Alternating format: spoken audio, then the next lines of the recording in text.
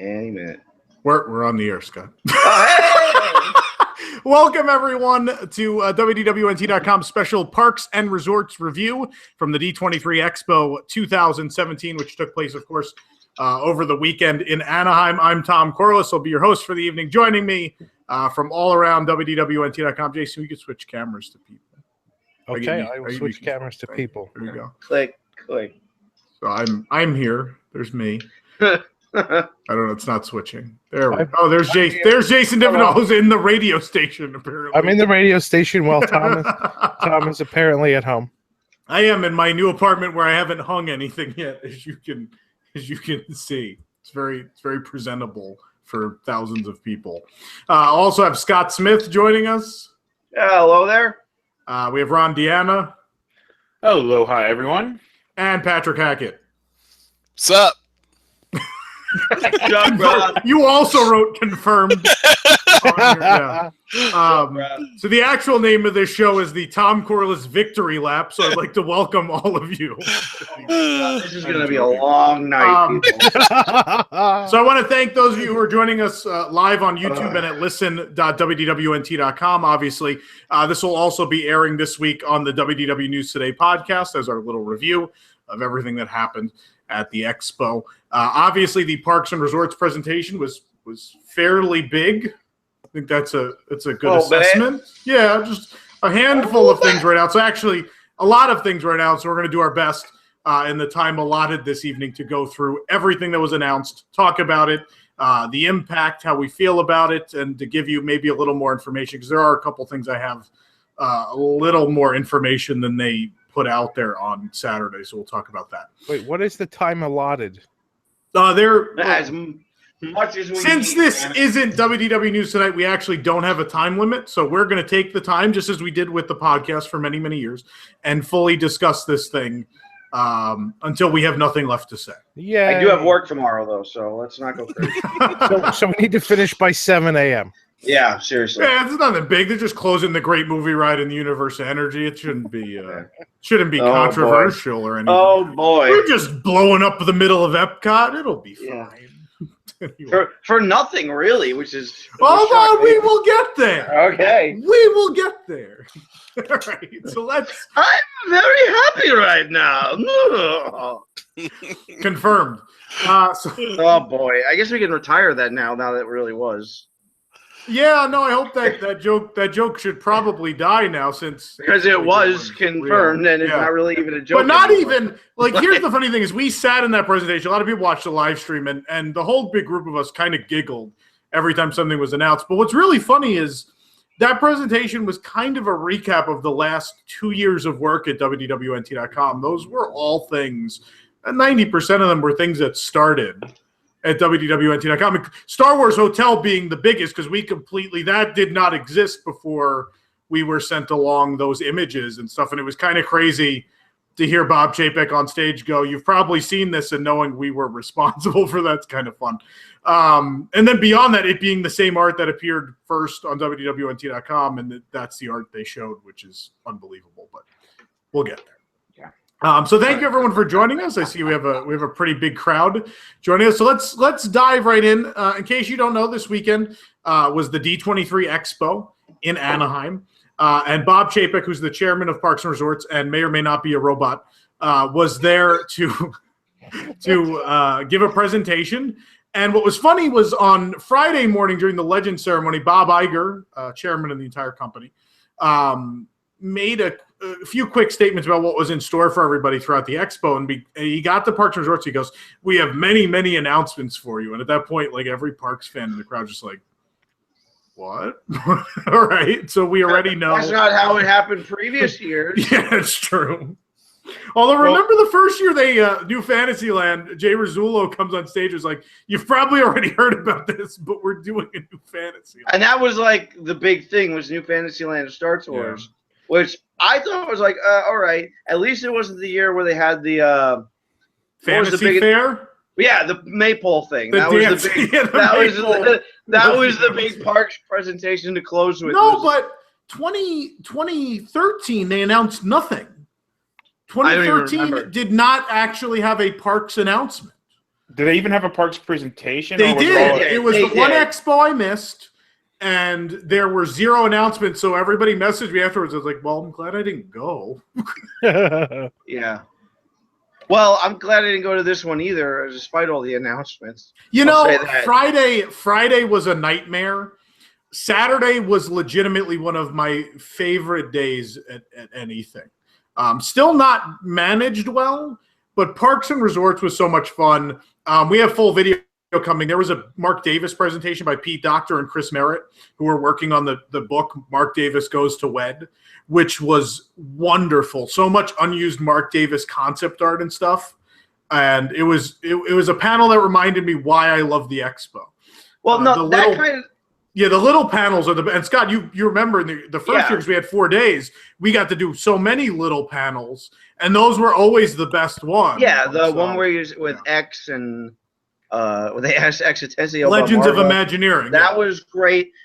I don't even think it's the content per se. It's just that this is the biggest entertainment company in the world. They've been doing this for years, yet they can't run a con without problems. Yeah. Well, I think that's one of the best things about even New York Comic Con is when you get to the smaller panels. And speaking of that, I have no idea why they're so steadfast in running this themselves. Let Reed Pop do it. They're amazing. No way. Have you been to Star Wars Celebration? It was a nightmare. They do a better job than Disney does. I know. This is the first day. Every time, from what I've seen, when I was there, was not Disneyland staff running it. They bring in Disneyland staff. They do bring in third-party people, yeah. They're like, oh, these people don't know how to run crowd control. Let's go get our people across the street who do this every day of the year, and then it gets better. Yeah. The problem is the animation thing was such a downer because that would look like a cool panel too. All that Wreck-It Ralph stuff sounded amazing. Yeah. And there's like, oh, you can go to live action. It's like. But regardless, I believe on Nerd Alert this week they'll be covering all of the movie and television news. We obviously focus on Parks and Resorts, so that's going to be our focus this evening, is talking about everything announced for Parks and Resorts. We're not going to leave out Disneyland, and we're not going to leave out the really weird singular Disneyland Paris announcement either. So stick around. We'll have the oddest hotel ever to talk about at some point. So anyway, they gave this presentation 3:00 on Saturday, and Bob Chapek announced a ton of things we've talked about before, but now that they're official, we have official information on them. They're worth probably diving into. So let's start with, obviously, the biggest thing we knew going in to this event was we were going to get more about Star Wars Land to talk about, and we got the name, and the name of the land is Star Wars Galaxies Edge, which I'm being told is not a cell phone. I like it. I don't think it's great. It's just kind of there. It's not, what's it going to be? What's it going to be? I think you're right. I said going in, I was like, whatever name they pick is going to sound idiotic. So just get it over with. Because Galaxy's Edge is short, and it gets the point across that you're on the outskirts of the. You're not in Coruscant. But here's my. But like Disneyland is like Frontierland, Adventureland, Tomorrowland, Star Wars Galaxy's Edge. There's two. I guess canon. There's two canonical names for the outside, for the edge of the galaxy in Star Wars. There's Wild Space, and then there's the Outer Rim. And they can't call it Outer Rim because that's a bar in the Contemporary. Right, but and they get called Wild Space. It's also a thing you could get on OBT, I believe. So Galaxy's Edge has no canonical meaning, but they just start going with it anyway. Well, guess what? Now it does have a canonical meaning because they made it so. So, like, that's a $1 billion says it's canonical. Here's my problem. I mean, honestly. Here's my problem with Galaxy's Edge is that no one's going to call it that. They're going to call it Star Wars Land. Well, yeah, I mean, that's like Harry Potter. I mean, everybody goes in there like, oh, we're going to Harry Potter. We're going to Harry Potter. Yeah, I mean, you still have to call it something. We're going to Avatar. Yeah, but what they called Harry Potter Land makes sense. Well, yeah, I mean, those are actually where. I mean, at first it was the Wizarding World of Harry Potter. Then they actually named them separately. Then it became Hogsmeade. Well, right. When there were two, they had Diagon Alley. Yeah, and when there's a third one, you know. I mean, they could have named this anything. Yeah. They could have named this Star Wars "Give Us All Your Money" and it still would have worked. So I like that title better. What I'm thinking, I think it's fine. They could have named it like they could have invented a new name that's like some planet or something in Star Wars. Like, instead of Galaxy's Edge, which is just a descriptive location, it's not like a town or city or planet or quadrant name.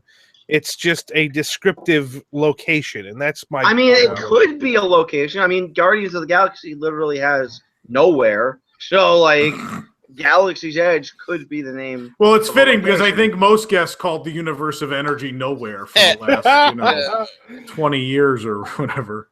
Yeah. We also are looking at the chat at listen.wdw.com, just so you guys know. And a lot of people pretty much agreed that there was nothing they could have called it. Yeah, I don't think. Yeah, like they can make up a planet name and being like, oh, Chupacabra, the world of Star Wars. And like, yeah, they could have, but. They could have called it Riviera Resort. And it would have yeah, like that's about as poor of Let me go across. Anyway.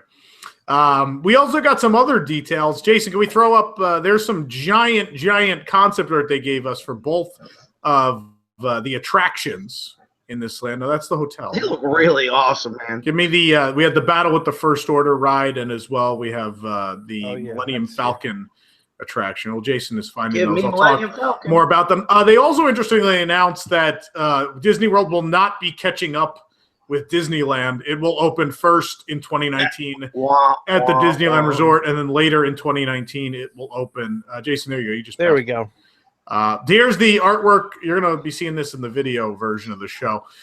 This is the artwork for the Millennium Falcon attraction, where you'll apparently have control of the ship. It appears to be a 6-seater with 2 single-file rows of seats, and everybody's going to get to hit some buttons. So it'll be like Mission Space, but fun. Yeah, and decidedly less claustrophobic if the concept art pans out. Yeah, right. Yeah, and that looks pretty neat. And there's like, it looks like there's like some panel like blowing up above them and stuff like Sparks. that. Yeah, like it looks. That looks like a Star Destroyer being blown up. Oh yeah, right above. The Falcon's been through its fair share of stuff, so. Yeah, so it looks fun. Jason, we have the other art for the Battle Escape ride, which they're still not giving a name. There we go. You can kind of see the ride vehicle there, the Imperial Transport, that astromech droid that's sitting there up to the front of the 8-seat, what we assume to be trackless ride vehicle that'll be taking you all over. This probably I guess you're on a Star Destroyer. Yeah, and that's still pretty much all we know, but this thing's going to be Disney has said it's going to be the biggest e-ticket attraction they've ever built in their entire 60+ year history. Biggest in terms of like show building size? In terms of everything. It is absolutely the biggest show building, but they're saying it's the grandest thing they've ever attempted. Well, yeah, I mean, Kilimanjaro Safaris is the biggest space-wise, but I don't think they're counting that. Yeah. There's no AT-ATs on Kilimanjaro. Yeah, that are going to be shooting at you. Not yet, anyway. There's just the giraffes, which are kind of the same, but no, it's just the fact that you have a little astromech on your own vehicle. It's like expensive ET adventure. I was just going to put it right out. No, but that's cool, though. It's a cool detail that went by the wayside because it's expensive and ET really doesn't even work that often. If they can keep it working and have it like spark or smoke or even just turn its head, that's so cool. That's so cool. Yeah, I think it'll definitely turn its head. Yeah, and we talked to an Imagineer on the project, and it was fun to hear him pretty much say, and he's been on the project since it was the original iteration. So when they were going to do a lot of things tied more to the original trilogy, and he talked about going through the process of when they changed their mind and they're going to do more stuff that applied to all generations. And he said at the end, he goes, it's just really nice to have the company fully behind us, and they're willing to, they're in this all the way. And literally there's a budget, but in the end it's really, they dreamt as big as they could dream for this project. Well, this is going to print money, and I'll give it the money. I want to give it the money. Yeah. I think Disney knows that, and I think that's why the Imagineers basically got carte blanche to do this. Yeah. Because Disney knows it doesn't matter how much they spend on it, they're going to make it all back. Yeah. And obviously we're huge fanboys, and we want to sit here and say that, Pirates of the Caribbean and the Haunted Mansion and all these other things are the most important things they've ever done. I think we're gonna watch Jason pick his ear on camera. That's great. I'm not on camera. You're talking. You were for a second. Anyway, was I? We want to say all of those things are the biggest things they've ever done. This is the biggest project in the history of theme parks. The whole world wants to see this. Actually, I think Epcot Center was the biggest project in the history of theme parks. I think that's now a moot point. As Galaxy's Edge will continue to exist, and Epcot. Oh, jeez. This is the biggest thing anyone's ever done. The whole world wants to go into a Star Wars movie, and Star Tours provided that in a way, but this is what the whole world has always wanted. They do have to be. Someone pointed out in the chat, and this is a good point. They do have to be careful that they keep it running and working because there's a lot of pressure on this. Actually, now that it's a Star Wars e-ticket, so I mean, honestly, you have a very valid. Oh, that's because that's where I'm going to stay next week. You have a very valid point with that. I think the same point can be made of Harry Potter Land at Universal, and we know how well that turned out. So I think as long as they do a better job than Universal's doing, they're going to be downtime. But I think it's also going to be the case that I'm sure they're going to have a lot of technical people on standby to fix it when it goes down. Yeah, and I'm not saying they won't deliver. I'm just saying that they have to not give cracks in the armor, like people pooping in the Flight of Passage queue, or like the YouTube video in front of the actual shaman when it, like something like that. Like they need to be on that. For a day. I mean, these theme parks are a complicated thing. Here comes Tom. They can't work every second of every day. It's fine. It's just they fine. Can't work every second of every day. And there are supposed to be. There's supposed to be. Key effects in every attraction that if they go down, the ride's supposed to shut. That's right. If you close it and get maintenance over there, they could probably fix it in like an hour. Like, and that's what I was saying. Yeah, that's right. River Journey is while that screen is up, she is rolled into the back, and they're working on her. It's not like they're not working on her. Well, they're also not working on the Yeti. How long has that been sitting there? So there was no pre-built mode. We need to make sure something like the Yeti or doesn't happen. I guess it's a better example, but that can't happen with this because. And it's proven. This ride's mostly proven technology, though. I mean, they've done so many trackless rides at this point. This is not meant to say that I don't believe they'll do it. Yeah, I don't believe they'll do it. I'm just saying they have to get on it because there are going to be people waiting for this to be like, see, I told you so. And I'm like, no, I'm. Yeah, if you thought 6-hour queues for Flight of Passage were crazy, you ain't seen nothing yet. I've been worried about this from the ops perspective since they announced that there were going to be actors and all the droids and everybody running around the land. Because, Imagineering and corporate can be great at saying, you have this much to build it. Parks operations could at any point go, we want to cut this back here and there. So that's my biggest worry. Thanks, Shanghai. Actually, thanks, Shanghai. We'll talk about that later. But here's the thing with this project. I think so much of the quality standards of Star Wars lands are going to be so high above park operations.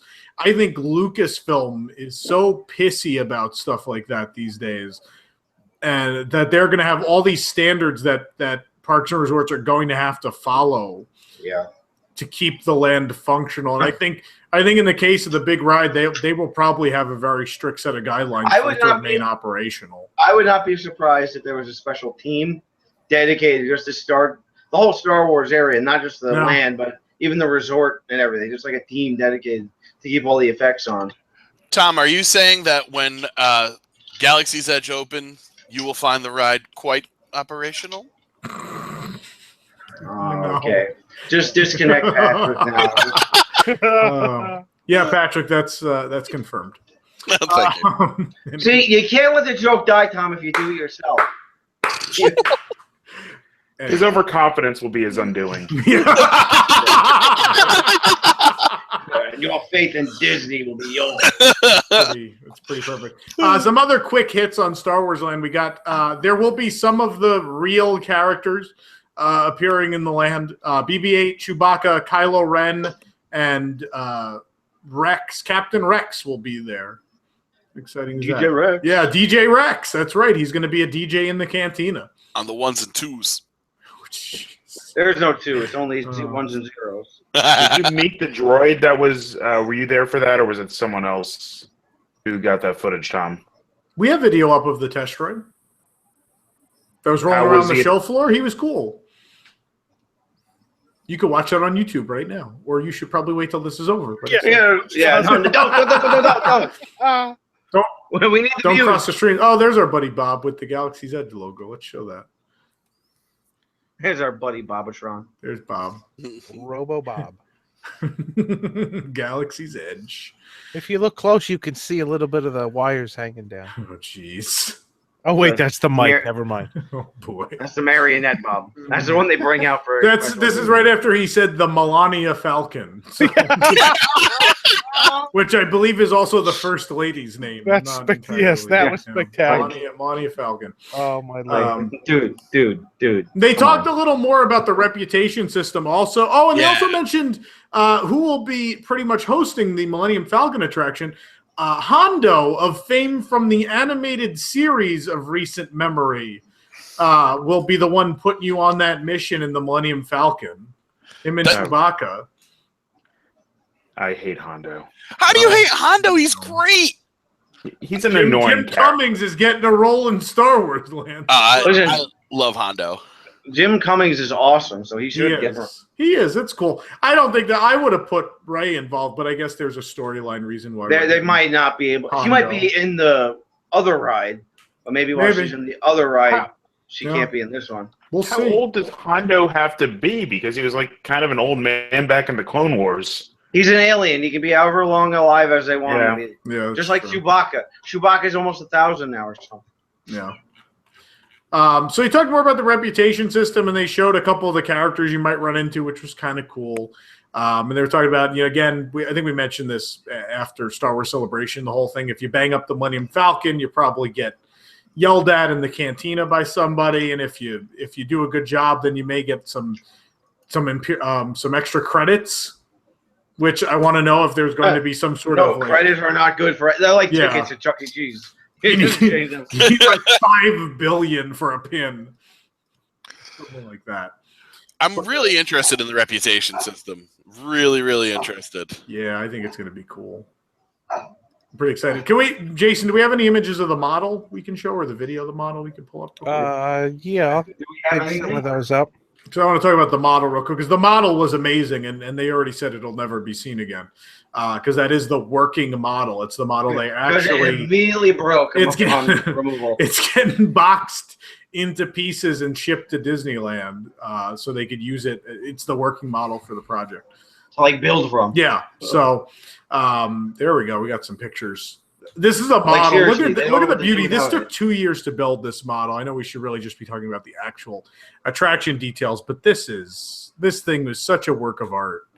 What you're looking at there in the back, that's the show building for Battle Escape. We believe that giant fuselage metal roof thing down there is going to be the covered queue area, and it's pretty damn big. So yeah, get ready for that. It's pretty neat. That mountain just looks giant. Like that's going to be massive.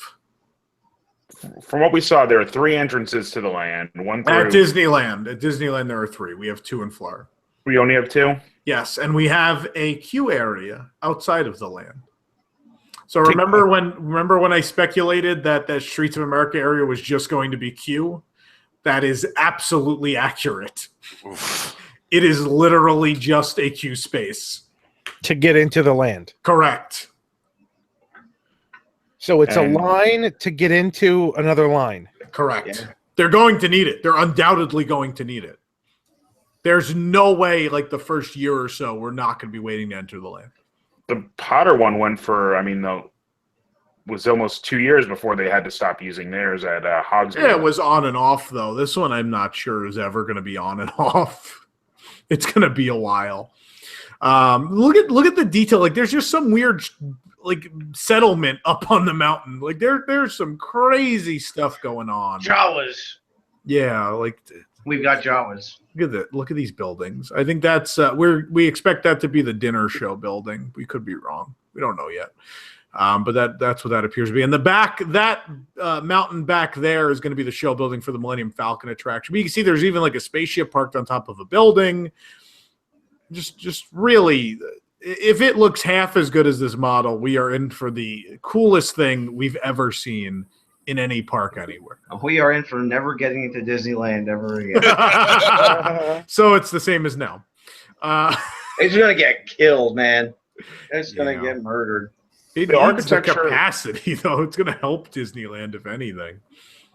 The architecture looks like it really fits. It looks like a mix between like something from Mos Eisley and something from Naboo and something from Mos Kanata's planet, which I looked up the other day and forgot. I was concerned with not doing one of the planets we know. Would the Star Wars feel be there? And you're right, it does. They really tried to put a lot of recognizable things. Well, the big thing about still being new. The big thing about Star Wars that even George Lucas did back in the original movies was that this is a science fantasy universe, but it looks lived in, used. And that's what this looks like. I mean, that's one of the reasons the prequels was like a little off. This looks lived in and like it's been through stuff. Like this is not new. Yeah. You know, I wish I had a job as a dome maker in the Star Wars universe. 'Cause every single building. Yeah, they are all domed. Someone in the chat asked, will there be an entrance for Pixar Place? Pixar Place will not exist by the time this opens. Like Pixar Place will probably cease to exist next summer. As they announced, Toy Story Land will open next summer. Pixar Place will kind of just get you'll wrap around it. So the entrance to Toy Story is moving to the other. Toy Story Mania is moving to the other side, and then Toy Story Land goes around the corner, and then that's where you catch that right side entrance of Star Wars Land, which will put you in by those buildings you're seeing. If you're watching the video, you'll see those buildings all the way to the left. That's where you'll come in from Pixar, from Toy Story Land, and then all the way on the. I'm sorry, that's on the right. All the way on the left, you have sort of the forest area. That's where you're going to come in from the street of America. And the forest area looks to be where the resistance base is and correct. First and order then first stuff is order's more in all town. the way on the other side, and then the bounty hunters and such will be in the middle. So you'll have, I think, like Pirates Adventure, you'll have like a base camp of operations for your missions and stuff. So the resistance will be out there in the woods, and then the first order has that building. You can see it all the way on the right there. There's a little red banner hanging from a building, and there's a TIE fighter. Oh, yeah. There you go. That's where I believe you'll find the first order one. And then somewhere in the middle, there'll be some little place, some city back alley where you'll be able to take, I think, like, missions for underworld creatures and bounty hunters. Oh, that'd be amazing. Things like that. So now you see the Falcon back there, too, sitting in that bay. Looking at this, all the way, when we have the big shot, all the way to the right, that's where Star Tours would be, correct? Where? All the way to the back and the right. Is that where Star Tours would be? Or no, it's way further up. I'm pretty sure Star Tours' days are numbered. I don't think Star Tours is going to live. Yeah, I can't imagine it coexisting. I really don't believe because it's detached from the area. Yeah, I think when I saw Rex come up on screen and they said Captain Rex will be the DJ, I immediately thought they're going to remove Star Tours.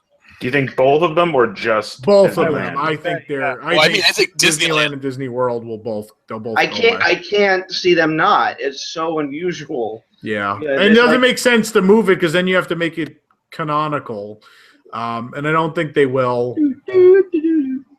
Yeah, and also Millennium Falcon is going to be simulator based. So here's the question: do you think they'll remove Star Tours when this land opens, or do you think it's going to be a year or two later just to take? I think they'll wait. Yeah, I I don't think until definitely like once. At least it's until they have ongoing. more Marvel rights and they can put in the Iron Man experience, right? That's not. Like, Well, I think Marvel's presence will be Epcot. I think if they ever do get the rights to more characters. I'm thinking just for crowd purposes to soak up more people, Yeah, they'll leave it open. and I'm not saying those simulators can certainly be moved to another park or something. I mean, Just put the Body Wars film back in and just like. no. It's such a people eater. Needs It's hard IPs though. Oh boy! And people were saying don't touch Muppet Courtyard. Muppet Courtyard's fine. Yeah. Muppets aren't going anywhere. The Muppet Courtyard was in Although I'm not- danger. I'm not going to say anything's not going anywhere anymore because clearly nothing is Spaceship Brothers are just getting moved. nothing is safe anymore. We need to arrive at that fact. Anyway, I like this picture where it has the little tunnel entrance. yeah, that's Disneyland's extra entrance that we don't have. Because listen, they're going to need it. Yeah, They're gonna, their setup just made more sense for it. And I like that the mountains, like having like where their thunder is kind of gonna fit when when you see it from the land. It was really well thought out. Yep, Yeah. absolutely.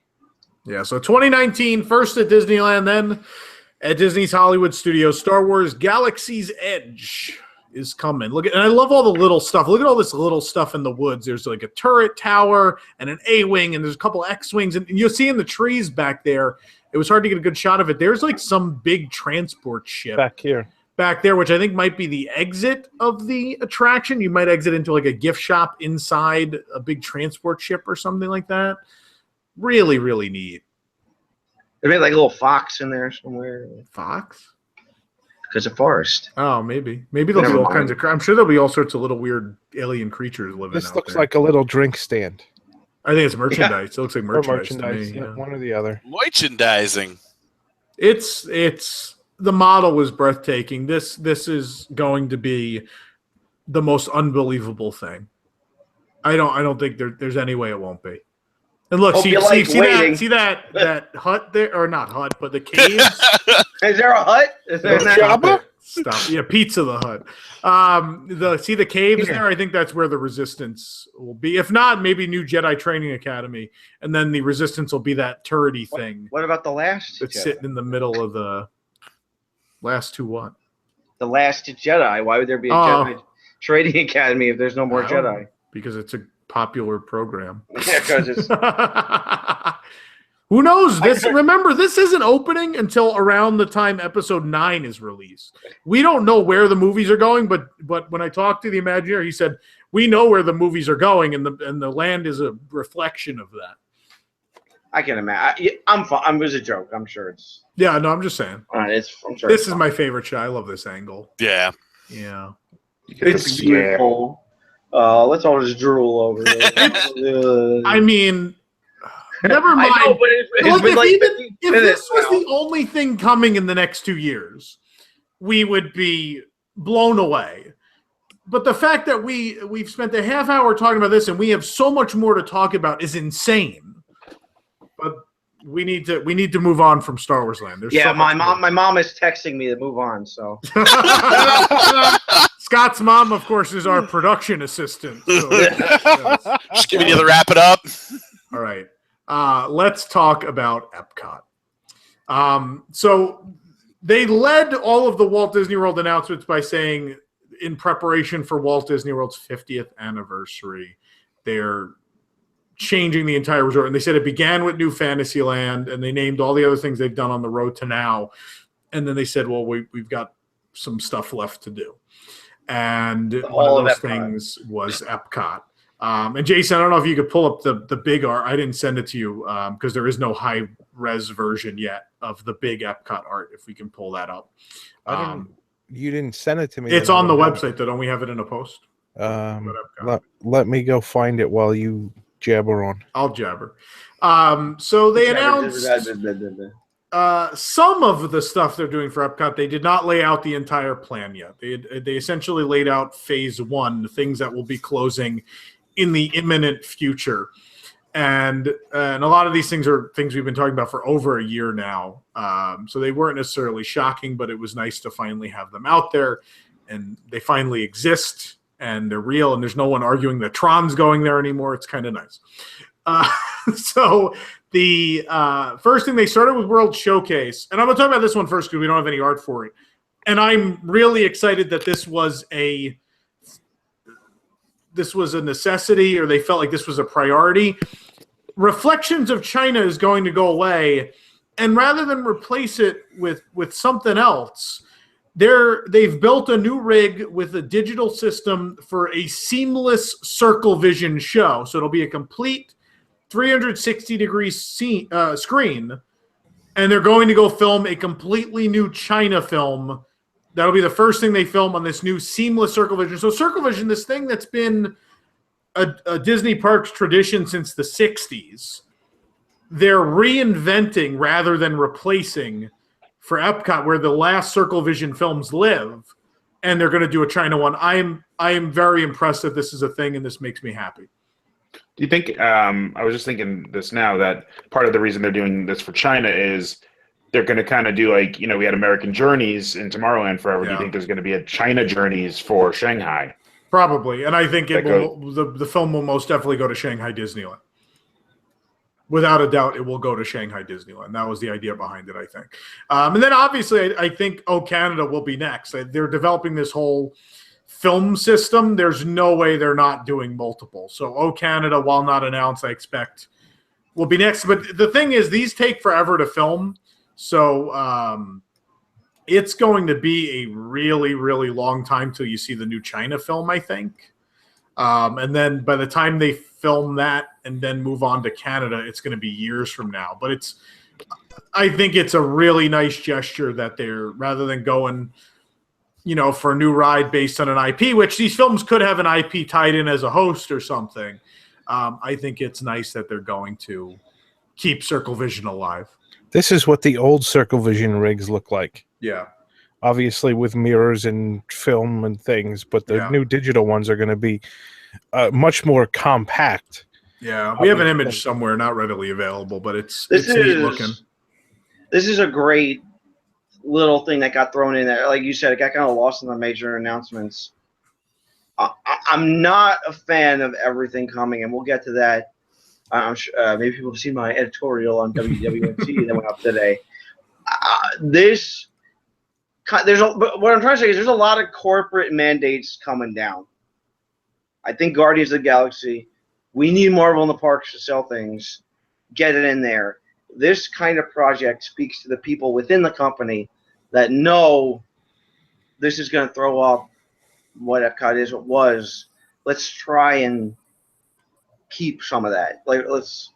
We know we're getting this. Same thing with the Impressions de France staying when Ratatouille comes in, because I wouldn't care on that. But the fact that for the people that do care, they're keeping it, shows that there are still people fighting the good fight. Before the announcements, I think everyone was very worried that it was kind of the end of Epcot as it was forever. I'm not necessarily in that camp anymore, because I think there is a conscious effort to blend what a Disney park is with what Epcot was. And I kind of think that's what they're going to try and do in a lot of ways. And so updating Circle Vision, probably adding a new pavilion, and then on top of that, continuing to yell at people that Guardians of the Galaxy will fit the vision somehow. That's baloney. I'm sorry. I don't. They were very clear it's going to fit the vision. I am still interested to see how. Clear, they would have been bum rushed off the stage by some people. I think they're going to blend edutainment with characters. I think they're going to do it. I don't think so. I'm not saying it will be the Epcot Center we all love it, but I am not as doom and gloom about this project as I once was. I'm not trying to be doom and gloom, but I think I think we have to just accept the fact that corporate wants things in Epcot that sell plush, whether they're anything to do with it or not. We'll see in the long run. I think the family complaints that they keep talking about are valid. Epcot is just kind of this drinking park. Well, I'm far from saying it didn't need anything. Yeah. And I think the last show we did, I pointed out IPs aren't the problem. Like if you would have had replaced Ellen and Bill Nye, there's an example, Ellen and Bill Nye with Baymax and Hero, and taking out the Ellen animatronic and putting like a Baymax animatronic. You could have had an IP that sells plush, like the Baymax plush, and still keep the theme. They don't want to do that. I don't think they want to do that anymore. I think that that the IP to do it with that's going to make the most people happy is Guardians, because Guardians has that nostalgia. It has the whole. No one knew who the Guardians of the Galaxy were in the general public before the movie. I'm sorry. Yeah, but I'm not talking about that. I'm talking about the fact that everybody looks to this time of Epcot when it was the bastion, the standard of quote unquote edutainment, and if anybody is going to be able to mix that, it's going to be the Guardians with the way they are so reverential towards the 80s. And I know a lot of people just think it was just thrown in there, but there's definitely something to Star-Lord having visited the park before. Listen, you want to win me over on this project? I'm dead serious. Have Star-Lord be in the ride saying, "What happened to Epcot? It used to be like this. It should be like this." And then have whatever story, like that little detail alone will be like, okay, I kind of get it, because I think they might, based on the Polaroid. It's a pug. I doubt. Oh, hey, there's a pug. I doubt it. I doubt it a lot, but it could be, and that would be cool. I'm not on board with this project in Epcot. Don't get me wrong; it's probably going to be an awesome ride, and I'm probably going to like it, but. Jason, did you find that art, Jason? Yeah, I got it coming up. Okay, pull it up.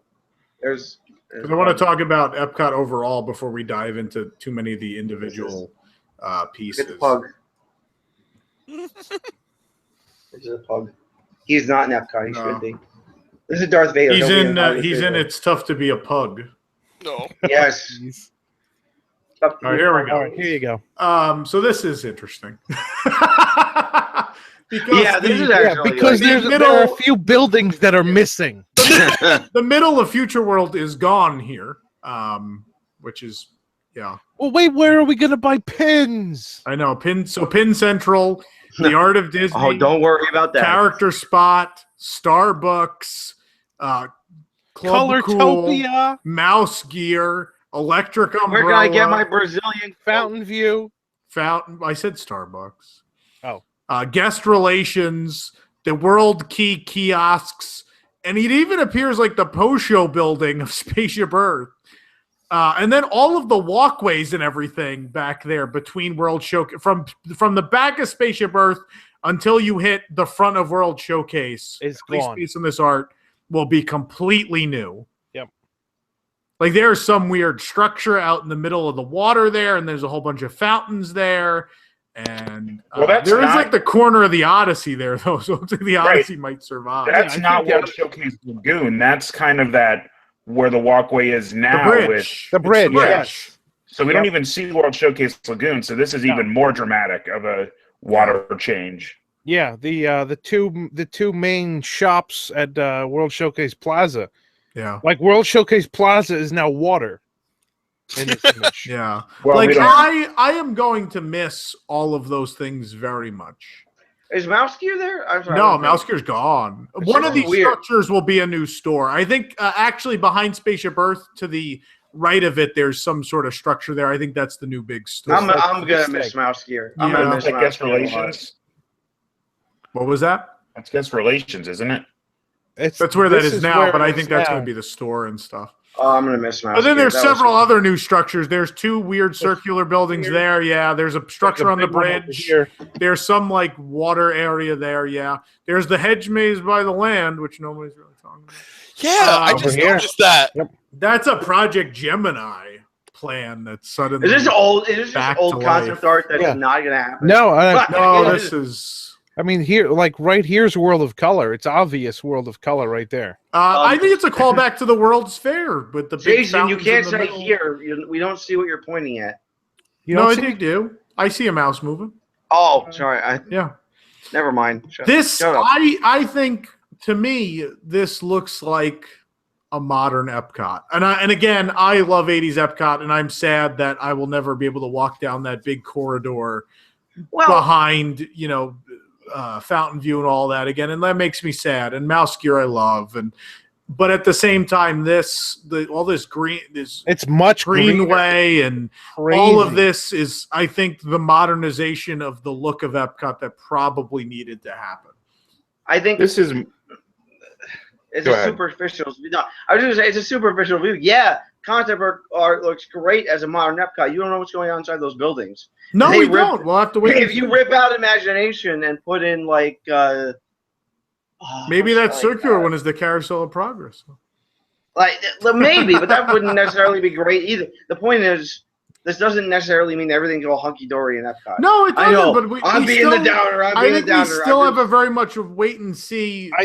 This is more promising than I think we thought it would be. This gives us hope, I think, is what it. Yeah, this is definitely the best thing to go with Guardians. Epcot we're doing this, be great again. Look at this, never mind. There's a mountain that the monorail looks like it's running through on the right side. Are we talking about that in front of Motion?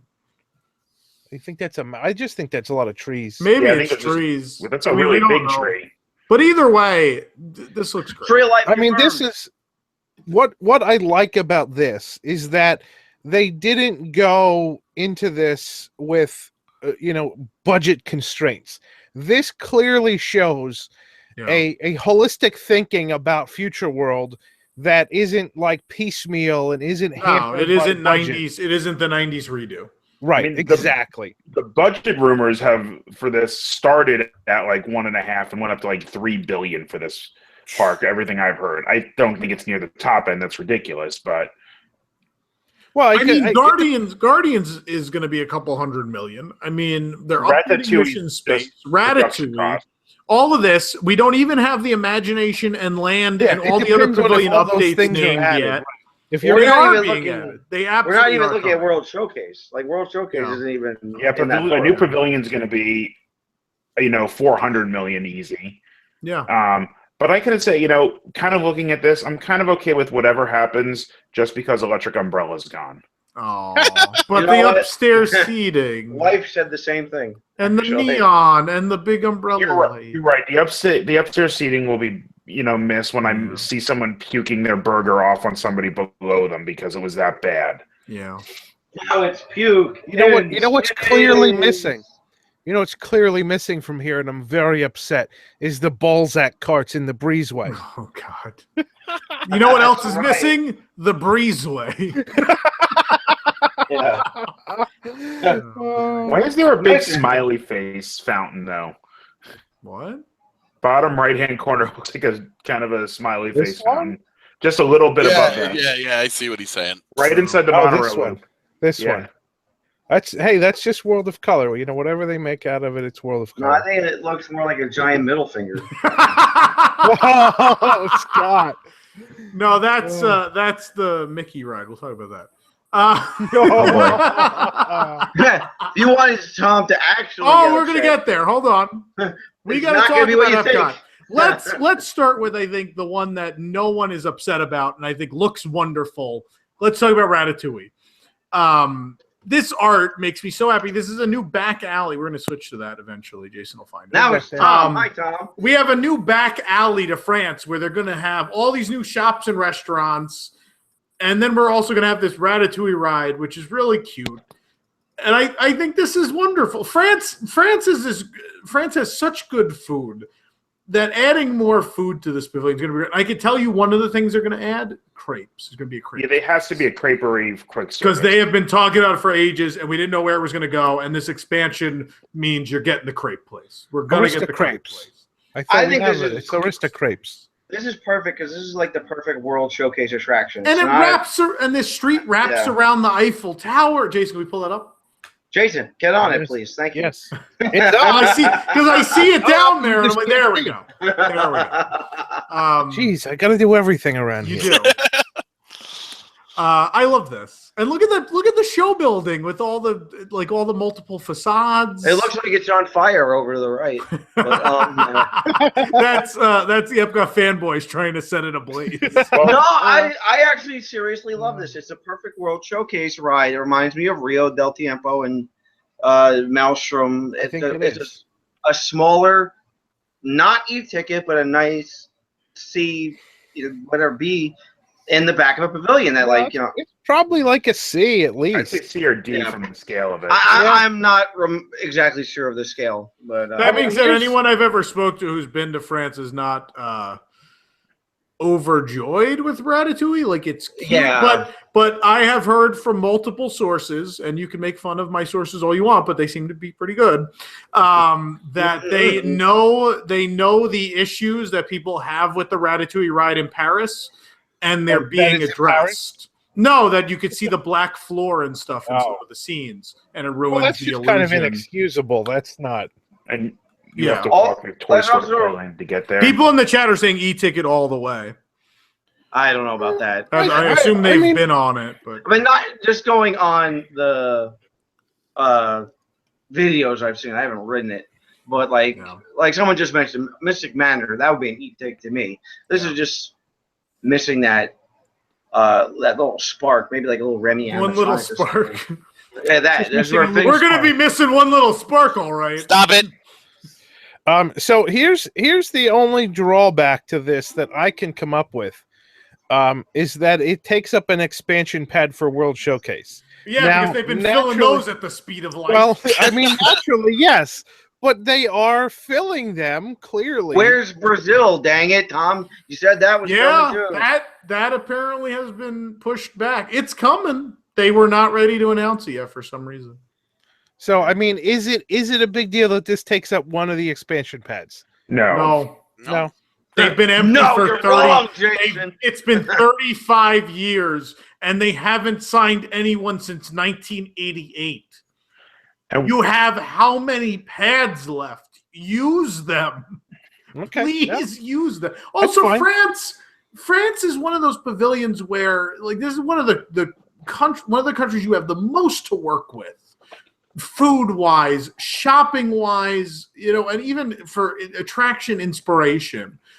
This is a really interesting country. This is one that deserves the extra space. Norway is arguable. You used it for a meet and greet. That being said, the facade is gorgeous. I love the interior. This is a better use of an expansion pad than the meet and greet is in Norway.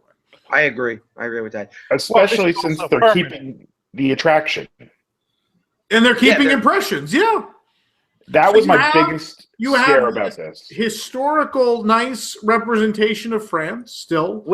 But then you also have this ride, which I think, food is a very big part of world culture. While it will be mostly cartoony and fun, it makes sense for World Show, especially this park that's so, big on food with all the festivals and everything.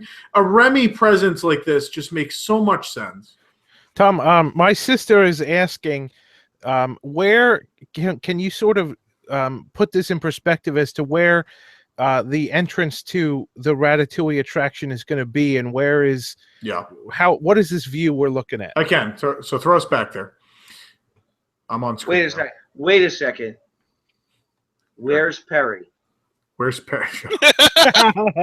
Okay.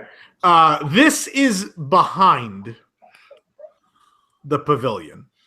We are in the back.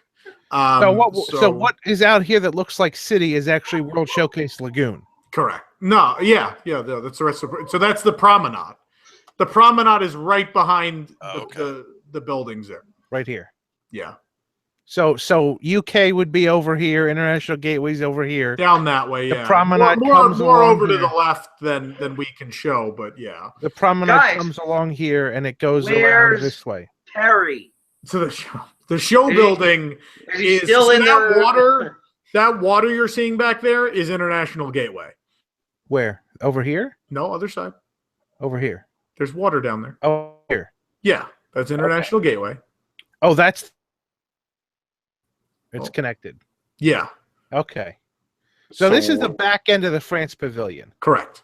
So you're going to go past Impressions and then around the corner and back to the Ratatouille building. But you could also go from the other way. You Are could they gonna have to blow out the bakery? No, You're going to go behind you're it. going around it. Okay, you're going around it. That was a concern I had. Yeah, That was Patrick's big concern. The base. Yeah, I don't think they are. I don't think they are. Seriously though, did they remove the Perry thing? And I missed it. They got it. What, Agent P? I don't think it's Yeah. staying. Okay, no, it's If anything, they might So- come up with like a new version with Right. some other IP He's- that's relevant. So this building here is the show building for Ratatouille, which is it's the expansion pad next to France between France and Yes. Morocco. Yes. it's also on fire. If you go over to the right, Yeah, there's see, look at that smoke in there. That's where they're making the crepes. It's crepe smoke. But if we can throw back for a quick second, my wife actually is here right now. There she is. Wants to know where the janitor's going. So where's that on your concept? Disney art? Springs, hopefully. Actually, yeah. Yeah. See, Amanda, they're going to Disney Springs. Oh God! All right, so we talked about Ratatouille. Let's ooga some chucka. Let's talk about Guardians of the Galaxy. We pull up that first piece of art for that attraction. As we told you years ago, not Tron. It's not Tron. It's Guardians of the Galaxy. It's a roller coaster. Not anything, not any of your wishful thinking garbage. Wait, it's You a all roller wanna- coaster? Yeah, it's a roller coaster. Indoors. They haven't announced it yet, but there's a roller coaster. Inside the Universe of Energy. Oh no, show building. behind they're building a giant show building behind that. So what's going in this building? The queue and load. Oh. I hate completely separate from the IP going here. The Nova Corps doesn't like the Guardians. They're not friends. They did I by don't the know why end of the they're- movie. They're going to be working together for some It's reason. baloney. I think that's.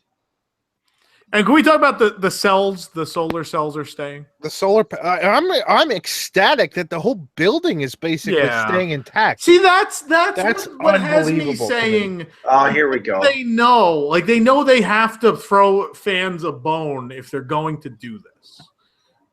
And Well, no, keeping throwing that fans a building. Throwing fans a bone would be putting radar blocks in the pre. Maybe they will. Maybe they will. We don't know yet. But keeping the design of that building and updating it, and then like the fountain's still going to be out there, but the Nova Corps ship is sitting in it. I mean, here's the thing: if they only just need a building for pre-show and queue and load, there's no compelling reason to knock down this building. Yeah. I mean, that's the thing. Is you're saying they're throwing fanboys a bone, and I'm saying it's purely a financial decision. Probably. Yeah. It is neat, but the solar panels, like to me, say that maybe this is gonna have some loose energy. The theme. solar panels are saying that it's too expensive to put a new roof on, so leave them there, pretend they're still connected to Jason, something. But based they're on not. the size of the show building behind this that they are constructing, Yeah, I know. there's no way that they couldn't have just ripped the cells off the roof and put like some panels up there. I know. I'm kidding. But anyway. Yeah, they didn't give us a ton of details. They said it's an e-ticket, which I think is interesting that this whole side of Future World is thrill rides now. So one whole side will be thrill rides. And can we show the the pre-show area? You're saying that, but Test Track isn't. I don't think it's the same sort of thrill ride as this, and Mission Space is a thrill ride that nobody likes, according to Scott. So, you know. And not just according to me, Jason. You can be snarky all you want. I'm not being snarky. I'm just saying that's what you said in your article today. So I'm attributing that to you. There's a lot. Never mind. Okay. Here's a pre-show. And I think those are going to be animatronic Groot and Rocket, which if you've been on Guardians of the Galaxy Mission Breakout, that Rocket animatronic is unbelievable. So now here's the question: is this ride that unpopular that there's only like 25 people in the pre-show? Like, what this is 30 years from now when they replace see. it. We're about to place it with new IPs. I So see. when Frozen 8 comes out. And My theory is they're here because they think Spaceship Earth is an actual spaceship, and they're here to commandeer it. well, the Polar, Jason, do we have? I'm going to ask you. We have Tom. Hey, Oh, Tom. that We stupid have the Polaroid. Polaroid. Yeah. I'll that's find it for Okay. you. So they showed a Polaroid, which is young Peter Quill, who's Star-Lord, visiting Epcot Center in the 80s, and he's in front of Spaceship Earth. And so they've said that's going to tie in somehow that he's been to Epcot in the past. And so the interesting thing with the Marvel Cinematic Universe, or the Marvel Theme Park Universe, as they're calling it, they apparently all take place in the actual place where the attraction is located. So Hong Kong Disneyland Stark Expo is the Stark Expo is actually taking place there. Guardians of the Galaxy Mission Breakout, while we don't have the whole story yet because the area isn't done, apparently is actually taking place there. Because at one point the doors open, they're like, Disneyland, that's thematically inconsistent or things like that. But That's a really cheap way to explain that wonderful. away. Mission Breakout is so wonderful. Yeah, I can't even describe to you how good that attraction is. Uh-huh. And so this attraction will take place at Epcot in Story. So they will be at Epcot for some reason. However hokey that reason is. It could be. This is. It could be, or maybe someone. I hope it's Star-Lord trying to bring back Horizons just to spite all of you. Be great. That, or if his Walkman has the Epcot Center soundtrack on cassette, we're in business. I think it's going to happen. I really think he's going to access. Think about the old Universe Energy walkout music. It's really funky. It's like 70s funk. And I think it's going to end up in this. I'm holding out hope here. That would be the best prediction ever if that comes true. Yeah, what if they need wall carpet to save the galaxy?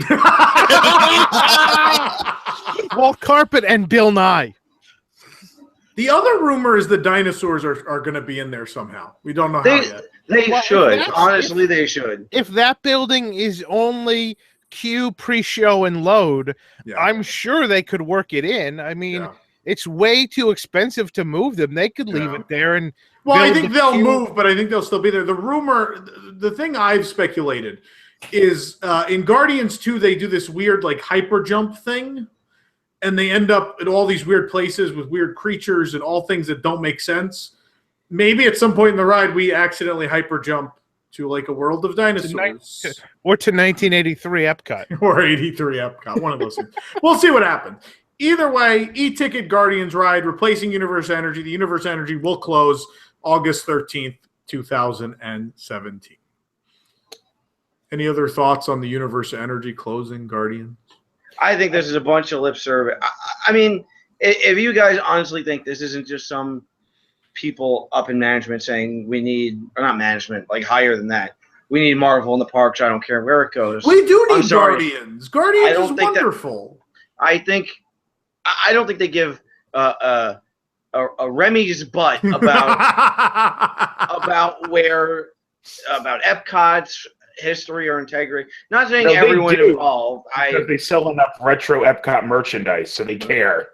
No, but they know people will buy that anyway. People will buy that from like retro Epcot down in Disney Springs. Like they don't need that that crowd. I'm telling you, the merchandise dragon.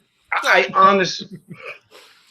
Who's ready for all that Schoolhouse Rock logo food and wine merchandise? Sign me up. I just think that this is a serious thing, not necessarily a bad thing. I go people in chat are gonna be like, "Oh, he's being a downer again. He's living in the past." Not necessarily. It's not about living in the past. It's not about not wanting change. It's just that Epcot used to be about our future and making our future better. The Guardians isn't.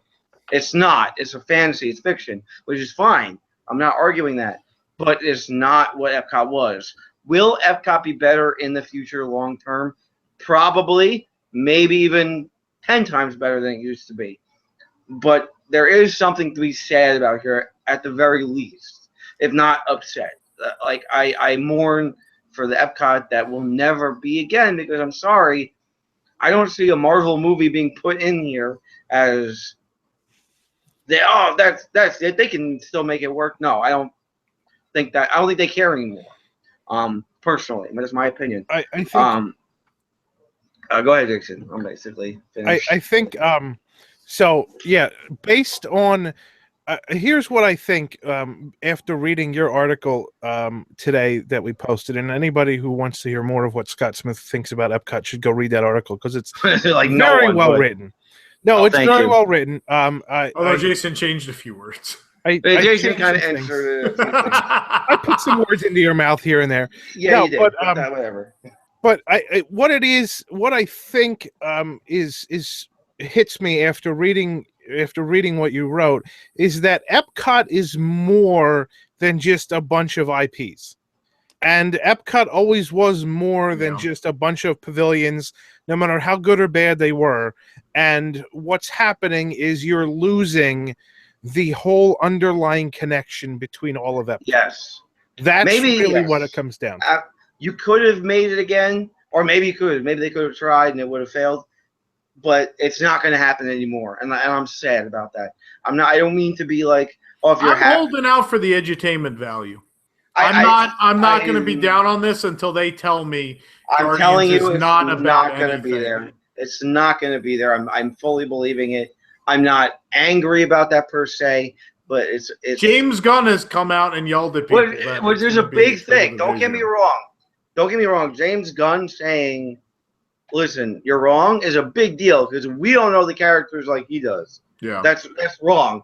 Like, one of the reasons those two movies were so great is because Disney/Marvel let him go and do what he wanted because he knows them so well. That's why the movies are so weird. That's why they're so wonderful. So that is a big thing in their corner. That is a big plus. Also, let's not forget the head of Marvel Studios wore an Epcot Center hat to a movie premiere. Let's not also forget they're going to be towing the company line no matter what. Yeah, I was going to say, let's not forget that they paid him to wear that. I think they can do it. I'm going to wait till they tell me that it's not edutainment. I think it depends on what you define edutainment as. Yeah. Because edutainment in 2017 is something very different than edutainment Pandora in 1982. Actually tries to teach you about keystone species and things of that sort. And the fact that they've got the Wilderness Explorer stops in there, which tie things back to the real world and all that kind of stuff. I am not going to lose hope on Epcot until they tell me that we're just going on a rock and roll roller coaster that doesn't. I'm pretty sure that's it. You might be right, but I'm not selling this down the river until I see it. Even if they're after like a MacGuffin, that's energy, and that's the universe of energy. We've got the universe of energy. There has to be a message. I'm not being pessimistic per se. I'm just sad because I think this is going to change Epcot at a fundamental DNA level. Epcot's been dead for 15 years. No, I disagree. Not good, maybe. Not a great theme park, probably. Sitting and rotting, definitely. But it tried. It was trying. I'm not saying they didn't try. They tried, and on several occasions they could not save the original theme. Even those intervention, like piggyback adventure. They tried to make my life. Tried to make my life better. Did it? Well, I'm an idiot, but no. There's a bug. But here's the argument: is they tried. They did try. I don't know that they did their best job at trying. I think maybe if you look at Imagination, it's clear to me that with Imagination, they did not do their best work in trying. And if the reason Epcot failed is because they didn't try hard enough, that means it could have happened and it could have worked. Also true. Point is, it's not happening anymore. I don't mean to be a downer, but it's sad. As a kid, I would go and not be afraid of tomorrow. As you said in your article, Scott, so eloquently, it sucks. I tried to write like I'm talking to you guys now because it's true. When you think about it, it's like, well, I'm not angry, I'm not upset, but it sucks. The bottom line is we all cling to Epcot Center because it was, in my mind, still the most grandiose and amazing thing that they've ever done. I think it was all the right people. It was all these Imagineers at the end of their career. They had learned everything they possibly could up to that point, and they wanted to complete one last thing for the guy that brought them all together. They wanted to finish his last vision, and that's what Epcot Center was. It was a perfect storm of creativity and passion, and a company that was behind it monetarily, almost to a fault because they almost went under. And the problem is that it's not going to happen again.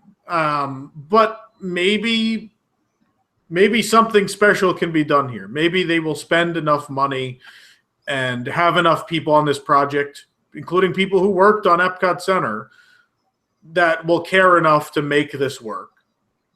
Yeah, it's not about being like, oh, it's going to suck, because most likely the ride will not suck. But this is clearly, while they didn't announce everything to us, they clearly showed enough art that they were like, all right, this is ambitious. We're not just redoing a couple rides here. We are changing what Epcot is. You know, for good or ill. We'll see how. Yeah, absolutely. The verdict is out. We don't know. And I'm not either way on Guardians of the Galaxy yet. I will tell you, I feel much more positively about Guardians of the Galaxy than a thing we're going to talk about later. Which is weird. I never would have guessed, but look at that concept art. Like that is what we see. We want a future with more green space and more open space, not this city like we wanted in the 70s and 80s. It reflects what we look towards as the future as a culture now. I think you're design-wise. At least it very much is modern urban design as opposed to what was urban design. Shanghai Tomorrowland. Yeah. Anyway. We got one more thing to talk about officially in regards to Epcot. And I actually have, I think I have some more stuff on this. Mission Space is going to reopen. They're saying it's going to reopen in August now, even though they supposedly delayed the refurbishment. Mission Space is going to reopen. Number one, they worked with ILM to animate 2 completely new films. Number one, they have a completely reanimated, polished version of Orange Team, the original Mission Space. Green Team will embark on an entirely new mission around Earth that will be a completely different film and experience from Orange Team. Then this is coming very, very soon. There's the poster, which I think is awesome. Yeah. And this, to me, there's no IP here. And Mission Space, as much of a turd as Mission Space may have been, I am very happy about this. I think the only reason there's no IP is that you have said on multiple occasions, Tom, the ride system can't be removed. You can put an IP in a film very easily. I think if they could have, they would have. They could have put Guardians of the Galaxy. Yeah, not as much to sell Rocket as a whole new ride could have, which is why I said they should have just demolished. I don't know. Guardians of the Galaxy Mission Breakout begs to differ. I think they should have demolished it and put up a new thing. I think that serves Guardians better. The point is, long story short, I don't think not putting an IP in here was, oh, we're putting an IP over here, let's not put one over here. It was more like, let's just change the movie, which is good because it sucked really badly. It's something they could do relatively overnight. Yeah, this is the first thing. Oh, hey, we got a new bit of a draw while we're doing this construction here and here and here. Oh, but this is much bigger than that.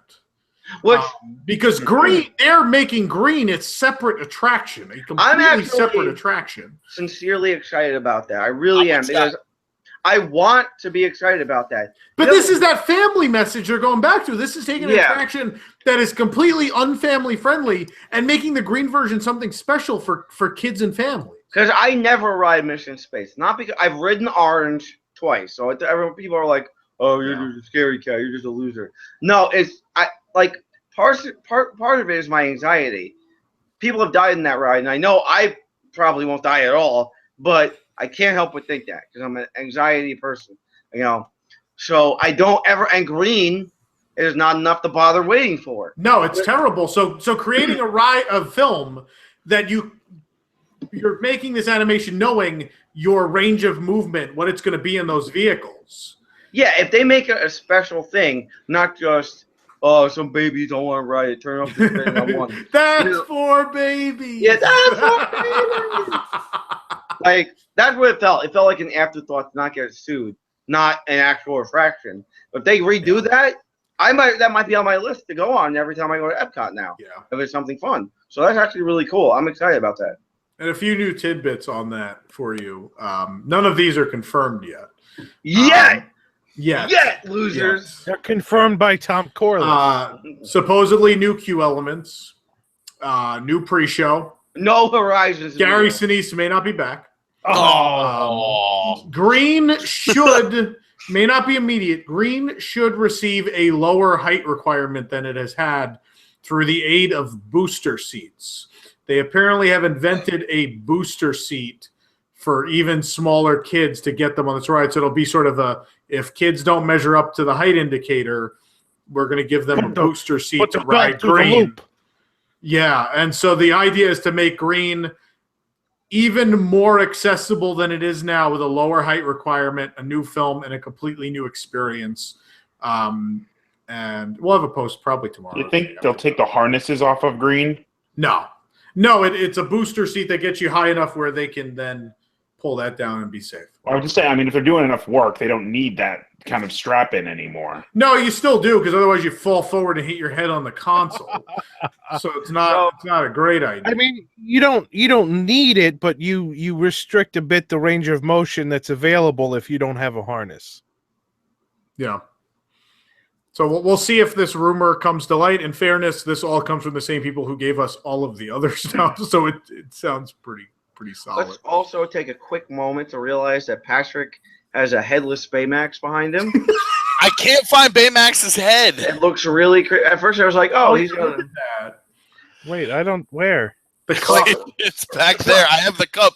His head fell off recently. I don't know where it His head went. fell off. Well, looking at the state of that room, I can't imagine where it could possibly... Yeah. With all the Patriot stuff, maybe it just got deflated. There's no Patriots up in here. That's Joe Montana. Oh, man. And look at all the I pops. don't know. Buy Funko Pops today. Says Patrick. Anyway. No. Don't suffer my horrible fate. The other cool thing about Mission Space... can we talk about the space restaurant? Because I want to talk about the space restaurant. So excited. Space restaurant. It's going to be operated by the Patina Group, a space restaurant that basically is the coral reef, but looking into space. It's No, so Jason, amazing. that's Star Wars Hotel. Keep going. Okay. I know everything announced at this expo was space related. You I had think it. it was like the 70s. I did? Yeah, you go back. No, Keep going. Now, do we know where There this it is is. going? There's the space restaurant. Odyssey. Next door. I thought No, it was it's the going One of the in alleys. between Mission Space, Mission Space and Test Track. Well, one of the sides. We don't know which side yet. It'll be so. The interesting thing about the mission space facade is real wide. It basically almost goes from pavilion to pavilion. Although I guess there's actually quite a bit of space on the There is wonder a lot side, of so that makes space. sense. But the interesting thing is, you ever look at that building from above? Behind the facade is this box, so the facade is wide, but the pavilion in back is just this straight box. Yes. What people don't realize is that Mission Space has a much, much smaller footprint Yeah. than Horizons did. Yes. So Horizon's I'm building gonna was, what, 6 acres or something like that? Ridiculous. Oh, it was enormous. Horizons was massive. There you go. So you can see it. Yep. Now, can people see that? If you lock it there, yeah. Oh, you're not locked though. All right, let so me every lock. time I speak. Lock it in. Oh, then you flipped me. I I know. backwards. I'm trying to lock it in. You could lock it in if you wanted to. I'll do it. Hold on. Here, it's locked in. There you go. But there's not a huge amount of space on I either think side. it might be the test track side. No, There's way but more I think it's the space. test track side because you got to figure that the other side here is where Guardians is going. Like Guardians is going to be back here, Yeah. so you don't And then need to make it someday that close. Wonders may be an expansion of the Guardians area. Well, Wonders Right. was in that concept art, but who knows if they just put it in Yeah, there it's to just throw for it out. now. I don't think they know what they're doing yet. But I mean, if you want to look at what Horizons was, Horizons took up all this space Yeah. all the way back to here. But there's a huge plot right here that's Yeah. prime for a restaurant. It'll be just like Coral Reef where you enter Yeah. around the side of the pavilion Yeah. and you exit back. It's right here. It's easily accessible from service facilities. back here behind Test Track. So this is the plot for the restaurant. I can almost guarantee it. And I like Patina. Patina does good food. I'm bored with it. Yeah, this is an exciting thing. This kind of came out of nowhere, and it might be my favorite announcement of the whole expo. It's so silly. We all thought about space when we were younger, and I mean, they even had that restaurant in Times Square for a little bit. It just is a fun concept, and I'm sure the puns will be never ending. But it's also here's another thing not connected to an IP, and that screams Epcot to me. It's like this feels like Epcot, and I don't mean new IP Epcot. I mean this feels like regular, like Epcot now, or Epcot even back then. Like, actually, what's really amazing is that this. The spacewalking dude looks like he's just right out of Spaceship Earth. Yeah. That's like the exact spacewalking dude. So when they close Spaceship Earth, they can just move him over there. No, he's not there anymore. Yeah. That was Cronkite's Spaceship Earth. Cronkite one, yeah. I'm pretty sure he's looking like he's gonna die drifting off into space because he's actually not gonna do anything. I think. Yeah, for the record, Patina operates the Italy restaurants. Via Napoli and Tudo. And will operate the Edison. It also operates Morimoto Asia. There you go. And for the record, the astronaut spacewalking in the Cronkite Spaceship Earth was moved to the exit of Space Mountain. Oh, he's one of those astronauts that are kind of there with the FedEx package delivery. Were there? Yeah. Right. That he was there. Yes. So, anyways, we never have the space bar on the left. Yeah. No, what? I wasn't making a pun. There's a shut up. Where's the shift key? Yeah, see the guy in the. Yeah. But see, that's just a projection. What are you talking about? That's not a projection. That's the bar. That's the bar. That's just a projection in this window. Shut up. So it reminds me a lot of Animator's Palette, the look of it, combined with there was like just the way the windows and stuff like that stuff's going to be moving with the large screens. It reminds me of that kind of concept. And then it kind of also reminds me of that opening day Disneyland like satellite view. Yeah, the X1. Yeah.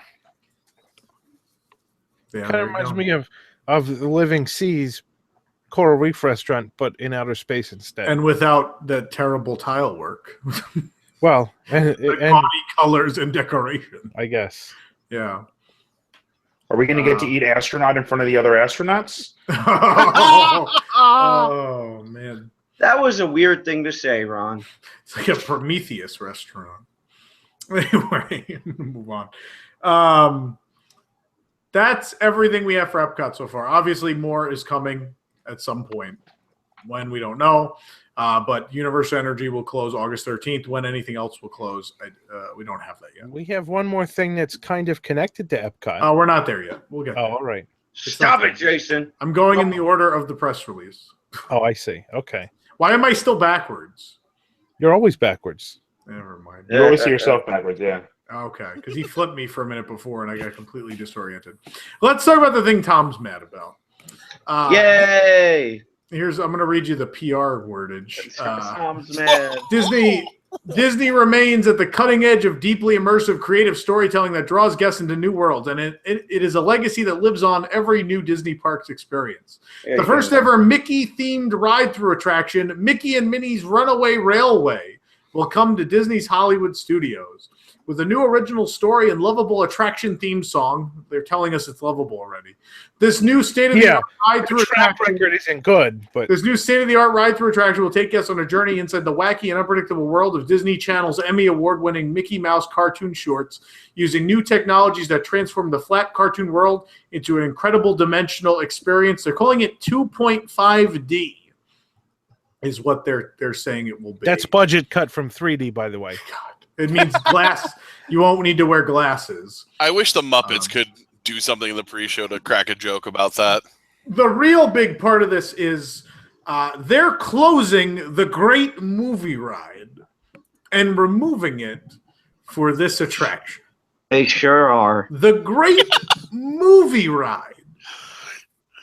Which Perhaps I want to remind people is the greatest movie ride to be an Epcot pavilion was still worked on by legendary Imagineers. Blaine Gibson sculpted every last celebrity animatronic in the ride. The centerpiece of the park. The reason the park was built was the Great Movie Ride. They're going to gut this and put in a ride about garbage Mickey Mouse cartoons from recent memory. Okay. Which are animated not even by Disney. Look at this style. You're for the first time in 60 years, you're going to do a Mickey Mouse ride, and he's going to look like that. I mean, I like some of the shorts. I think some of them are fine. That's not what the whole world thinks of Mickey Mouse. No, that's the problem. I do agree. This should either be a classic Mickey or maybe a Mickey through the years. When you hear Great Movie Mickey Ride, I thought it was going to be like the Great Movie Ride, but Mickey. That was kind of what we heard for a long time. Because he's certainly been around long enough, and he has enough incarnations. But 60 years of possible Mickey Mouse attractions. And they do the Ren and Stimpy kind of. Yeah, like we're going to have fart jokes. We're replacing the Wizard of Oz with fart jokes. That's almost something Universal Goofy would do. Yeah, right? Idiot Goofy and whatever, like that Goofy is awful looking. I don't understand this at all, and I think it is terrible. This could have been built in a different plot. The animation courtyard is garbage. You could have put it there. Why you needed to replace the Great Movie Ride? Well, and especially because once Star Wars Land opens, all the Star Wars stuff that's now in Animation Courtyard doesn't need to be there. You've got an amazing amount of space back there that you could utilize. I still don't think Launch Bay is closing, but that's a whole nother story. Well, even if it's not, you've still got an immense amount of space back there that you can utilize. People were saying screens. I do want to remark, there's a lot of projection technology. I've been told by people on the project there's a lot of animatronics also. So I don't want this to be, this isn't me yelling that it's a screen ride. That's not my point. My point is losing the Great Movie Ride. If he wasn't yelling at Flight of Passage for being a screen If it was just screens, I would be even more livid than I am now. As I was getting upset about Epcot, I had no idea this was happening to Tom. The way you feel about Epcot is how I feel about the Great Movie Ride. I mean, I can understand. I mean, look at this. I have this giant 500-pound board behind me. I love Hollywood Studios, and so much of that is the Great Movie Ride. So much of who I am as a person is the Great Movie Ride, because in my teenage years, I decided I wanted to see every movie in the Great Movie Ride. So I sat down and I started watching them. There's a lot of great movies in that ride. And they're movies that you will never sit down and watch otherwise, because you won't track them out and find them, like The Searchers and Footlight Parade and all of these amazing movies. It's got a point. There's really no I fell in love with Golden Age Hollywood stuff, which is the reason why Hollywood Studios became my favorite park later in life, is I fell in love with all of that. And I would watch TCM all the time, and I still watch old movies all the time. And all of that is because of the Great Movie Ride. And I feel like it was edutainment and Epcot long after Epcot, because it taught a lot of people. And the TCM update was great. Did I miss the old pre-show? Absolutely.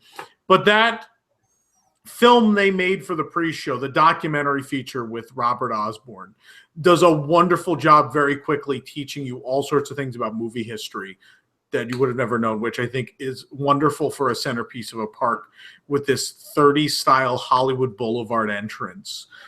And this is the centerpiece. If you wanted to remove some of those other IPs that aren't yours and replace them with classic Disney movies, that would have been perfectly fine. To completely erase a ride that has been there for so many years and is so beloved and has so much rich history, I think is pretty gross. It's like it's removing Spaceship Earth. Great Movie Ride is the Spaceship Earth of Hollywood Studios. You don't really think about it that way, but I guess it kind of is. The thing is that, I'm conflicted on this one more so because I really do want a Mickey ride. Oh, absolutely. It should exist. This is the wrong place for it if you're going The to centerpiece of this park is a ride about current day Mickey Mouse shorts. Seems idiotic. But I'm not saying it'll be bad because Kevin Rafferty is an incredibly talented Imagineer, and I think they really are putting their heart and soul into this one. But at the same time, I don't know if I care how great this is. If this is the greatest ride I've ever been on when it opens, I still don't think I will feel right about the Great Movie Ride being gone. I think especially the fact that it's the style of the new shorts. Yeah, that doesn't help. It's basically, you know what this is exactly like? Sorry, Scott. It would be like if they took Muppet Vision 3D and they redid it so that it was like the Muppet Show from ABC 2 years ago. Right. Like a little more sacrilegious than that, but yeah. More, but that's kind of what they're doing. They're not taking anything that's historically relevant. They're taking the IP of the day that's popular now and getting rid of something that's incredibly historically significant. Sorry, I didn't want to interrupt. I interrupted you now, Jason. Go ahead. The shorts, I want to go on the record saying the shorts aren't even real. Not all of them. I haven't seen all of them. The ones I've seen are actually not bad. They're not terrible. The Potato Land one was really funny. Potato Land. Potato. That one was really funny, and the one with where it was the two of them, it's the two couples, and they were singing. Yeah, that's the other good one. And Mickey and Minnie are all happy and bubbly, but Donald and Daisy are happy being miserable. Like, that was fun too. And then there was another one where it was like all in Italian. I like some of them, but it is very much this. What was that? We put that back up. That's Ron. Oh yeah. Oh, no, you don't, Ethan. No, you don't. No, you don't, J-Pick. No, you don't. Oh yeah. God. But my point is that this is very much the style that is popular now. The Adventure Time, Flapjack, Wild World of Gumball. And that's the short-sightedness of this. Yeah, it's very much going to go away in like 5 years. I mean, in that point, they could redo the ride, but if the big thing is Rafferty coming out and immediately being right. We haven't done a big ride like Pirates of the Caribbean, The Haunted Mansion. A big ride like that with an original song in forever and saying that we're going to do one again. I mean, that you're basically coming out and saying we know we have big shoes to fill and we're going to try our damnedest to do it. At the same time, that I don't think that makes up for removing the Great Movie Ride, but that's my thought. And you know what really stinks is we're losing the host. That's what I wanted to comment. I really hate that. We practically already have. Yeah, it's valid. They spent so long talking about how much the cast members mean to the company, and they don't treat them well. And you just took out another area where you let cast members shine. The difference between having a good host and a terrible host makes that attraction. Yeah. Same thing with Jungle Cruise. Yeah, you need to have a good host and good. Same with the old backlot tour. And look, it sells merchandise. Well, Jesus. Tom buys merchandise anything though. No, I don't. I like that. I like that a lot, actually. What did you say? I said I like that a lot. Oh, the sign? Yeah. This is great. You can still. You better hurry up. Spectacular ride to the dumpster. It is a spectacular ride to Tom's apartment. It's going to be everything. Is Jungle Cruise the only one left now? I think Jungle Cruise. Ride? No, with hosted. The land went away. Yeah, living with the land. Backlot tour, went away. Jungle Cruise. Kilimanjaro. I wouldn't even count that because you need the driver. Like Kilimanjaro. Yeah, no, I'm with Kilimanjaro though. They could put in a narration, but it's so hard with. They could automate it like Fast and Furious and King Kong. No, don't do that. Hit some animals, Yeah, I mean, even as much as I love Universe of Energy and as much as I love Epcot, I would still say that this is the bigger mistake of replacing an original attraction. Much bigger than putting Guardians in Energy. This is a much bigger mistake. I feel opposite, but I guess that's just whatever. You don't think they should keep the Great Movie Ride? I think if it was more styles of Mickey besides just this one, I'd be much more okay with it if it was like the journey through like Mickey's story. Because Mickey has ranged from almost the beginning of Hollywood to now. but it's not, and so that makes this really terrible. Right. And think about it, you have Sorcerer's Apprentice, Steamboat Willie, Runaway Brain. Yeah, I mean, if you're just two of those, just Sorcerer's Apprentice and Steamboat Willie, when you tell somebody this is the Great Mickey Ride, like what two scenes are going to come to mind the most, the quickest? Those are probably it, and they're not going to be in this attraction. And the effects are just built in right there. You could start off in black and white with the whistling, and the water effects could be there. It's such a better idea. I'm going to give this one a chance, but I think what we're all missing is there was a bit of classic Mickey released in 2013. If they theme this ride to Get a Horse, it would be so much better. I would have been on board with that even, because Get a Horse was pretty fantastic. I mean, I'm all for a Mickey attraction. I just think that replacing Great Movie Ride is a mistake. Yeah. I think it's short-sighted. I think it's a mistake. So does Jimmy Cagney's family get the suit back or what? Like, are they going to hook the front of the plane to the one at Jungle Cruise? That was my question. Well, how about the fact that we're losing both traveling theater attractions on the same day? Yeah. Both the only two rides ever built with that technology. And did technology suddenly become lethal on the 14th or something, and they're just trying to cut that off? I don't know. I mean, I think Tom actually bought one. Is going to be living in it, so it's going to be my whole living room. I'm going to have 10 rows of seats for everyone to watch TV. It's going to be great. Just like the fanboys say that Walt is turning in his grave, I think Robert Osborne is turning in his grave at this point. Is he dead? Yeah, he just passed. Oh, okay. He did. Okay, I don't know. It's sad. I mean, I understand that the Great Movie Ride probably means more to me than a lot of people, but it's still a classic. An indelible classic. You have a point. And audio animatronics tour de force, which we only have so many of those. Yeah, those are going away too. Actually. Yeah. Actually, thinking about this now, what this reminds me of? If you're look up Bendy and the Ink Machine. If anyone listening to this, if you're okay with if you're old enough and okay with horror, look up Bendy and the Ink Machine. You'll know what I'm talking about with these shorts. It's basically a horror game set with like Steamboat Willie monsters, and kind of looks like this. I will tell you, like this is honestly the absolute saddest I have been about anything closing since the original Journey to Imagination. There have been things that close where I was kind of bummed. I was like, oh, but they're doing the right thing. This is one where I am completely ripped apart about Great Movie Ride. So we'll see if I survive August 13th. We'll see what happens. I think I already know the moment I'm going to lose it is when he shoots the red light and goes, "No more red light." And that's the moment where I'm going to lose it. But anyway. All right, let's move on. More positive things. Let's get back to the positives. This is kind of what I'm confirmed. Oh God, what's that? This is kind of what you're looking at here with the. You're scaring me, like more than basically Bob Chapek more than normal.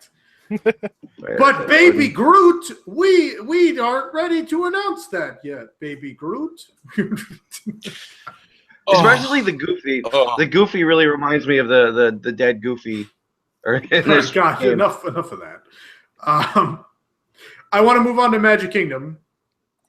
And at this time, we can confirm that Tron, they're saying Tron-themed attraction. It will not necessarily be called Tron Light Cycle Power Run, but it will be the most popular attraction from Shanghai Disneyland. Is going to be making its way to the Magic Kingdom right behind Space Mountain. They saved the Speedway. Last plans I saw, the Speedway was gone. So that was a mistake to change that. So literally, So I want to remind people, the Universe of Energy and the Great Movie Ride are closing, but the Tomorrowland Speedway is saved. Stitch remains. I'm not nearly as mad about Stitch staying as I am the Speedway. I don't know. I kind of dig the aesthetic of it all. I hate the Speedway. I think it's ridiculous that they don't have electric cars there, but I like the aesthetic. The kinetic energy that Tomorrowland is going to have is going to be amazing. No, actually, Patrick, I think you're wrong. That's fine. And I will tell you but I will tell you why you're wrong. Because you can't see this from most of Tomorrowland. You are not going to be able to see Tron from most. It's in the back corner. It'll be a weird gateway into Tomorrowland. So now that back path, which obviously will no longer be a smoking section. Woo! So here I'm just going to show. I'm just going to show aerial view here, so that people can kind of that path is still there, but now it's this like Tron path themed. Right, this path is the entrance to the gateway to Tron, and Tron is going to be back here somewhere. So you're going to have to walk past the Space Mountain exit shop, or from the other along this path, and then go back to Tron. And so unless you look like over the speedway, you're not really going to be able to see Tron. There's going to be very limited vantage point for you to see this Tron show building, and which is a shame for two reasons. One is the show building behind the canopy is pretty ugly, so it might be a good thing. Well, I mean, the part of the problem is that you can't see it from the rest of Tomorrowland. But you know what goes under the canopy other than that walkway? Train. The railroad. Yeah. It's gonna be it will have to. That would be really neat. It's in the art, I think this whole announcement is awesome. I don't see a single downside. No one's gonna be negative about this. I mean, the downside is that the Speedway's staying. I think, but I mean that means they could build another attraction in Tomorrowland. Kids like it. Well, you can build another attraction, and kids like it. I'm not gonna yell at anybody about. That's fine. I mean, if they get rid of the Speedway and replace it with something else, then it will make me happy. If they theme it at all, if they do electric cars, I think something is going to happen to Speedway. Otherwise, have to. Yeah, I think electric cars for sure. But I am over the moon excited that we're this is such a cool ride. This is such a cool ride. Yeah, it's going to be a fantastic addition. I'm already looking forward to all the clickbait stories I can write about people not fitting in the ride vehicle. I'm very excited. I'm holding out hope for a John Carter attraction. At this point, right? You're right. The BFG, John Carter, and Peach Dragon rides. Tron actually did make some money. Yeah, I mean, Tron made more money than like all of those previous ones combined. So it's not a smash, but let's not go over it. This is such a fantastic addition. Cool. And I love it fits that classic aesthetic for Tomorrowland, the blue and white. It does. Like, how great is that? And another thrill ride in Tomorrowland. You have the classic roller coaster in Space Mountain, and then the modern steel coaster in Tron. I think it's great to have just like Big Thunder and Splash kind of next to each other. And it makes a really cool high energy area. I think you're going to get that with Space and Tron next to each other. You know what? Just looking at the concept art here, I'm just going to point out the train, and you can see how it has to go through the show building. It's going to be great. Under the canopy. What I kind of wish they would do, which I think would make this better, is to get rid of this exit shop at Space Mountain and open up all that area. That's what I think they need to do for this. Maybe down the road they'll have to. And I mean, they could put the exit shop next to Tron or something. And this store now has a whole new purpose, though. I mean, especially if it's going to need to sell all the Tron stuff. Well, no, I don't disagree. I just think it's in a see that weird blue thing on the ground right back here? There? I think that's a tunnel into the shop. That's the exit tunnel. I think so. That's not track. The track doesn't go on the ground. Right. No, it looks like this is a huge, big open area with nothing in it right now. The other question is if we're going to get, Chevy isn't sponsoring it here. So the question is what's going to happen. That show building has a lot of space in it for other things, including the Chevy has the Tron Realm. So the question is, are they going to build anything into our version? But we'll have to wait and find out. Bring the jetpack thing and just put that in the Speedway so you still have a kid's ride. Yeah. Maybe. We'll see. But nonetheless, Tron, whatever it'll be called. But confirmed Tron Light Cycle Power Run is coming. Tron confirmed cycle. To the Magic Kingdom. Also coming to the Magic Kingdom. This was surprising because I was told this was still years and years away and they weren't going to announce it Saturday. Is that new giant entertainment venue off of Main Street. This is not replacing Town Square Theater. This is behind that. It'll be a new path between Tomorrowland and Main Street where the bypass is now. This will be in the old Galaxy Palace Theater plot, the Cask parking lot. that's behind Tomorrowland and Main Street will be this new giant theater, which is themed to, I have it here somewhere, themed to the Willis Theater in the 1920s Kansas City. Yeah, there, that whole parking lot. So this parking lot, basically is where that's going. Yeah, maybe not even Galaxy Palace Theater, I guess. No, Galaxy's over there. This is going to be this open area where the bypass comes through. Right here is the bypass, so that theater will be right in this area. Are we going to have to get rid of that beautiful little corner there with the piano lessons and everything? Are they going to open that up? So right here? Yeah. I think they actually are. I love that area. What are they going to get rid of? What do you think they're getting? They're getting rid of anything. The facade right there. The gate. The gate will move. The gate will probably just move. Oh no, I'm talking. The gate will move back here. Piano lessons is Center Street. Yeah, that's what I'm saying. Are they going to? I don't know if they're going to blow out Center so. Street. Maybe they'll open those doors underneath, though. Finally, they might actually take that. Yeah. I wouldn't mind them just busting that wall open. That'd be great. Yeah, that would make sense to have 3 ways to access this area. Right. That would be nice. And I can't wait to see what the theming is going to be all Dead Street too. It'll be really cool. Yeah. No, they haven't announced a show for it yet or anything, although the rumor is Frozen. America Sings? No, rumor's Frozen. We'll see what happens. Good, more Frozen. Yeah. Oh, but I that's think going that to be might like change, but that's going to be Frozen like show from DCA California. Yeah, which is an unbelievable show. But the park has wanted this venue for a long time. They wanted to be able to use it for special events and stuff. But beyond that, they were really excited about the idea of selling dining packages to a big show every day. So the problem is they have no good restaurants in Magic Kingdom to sell dining packages. Skipper Canteen. I guess that one classifies. Be Our Guest. Okay.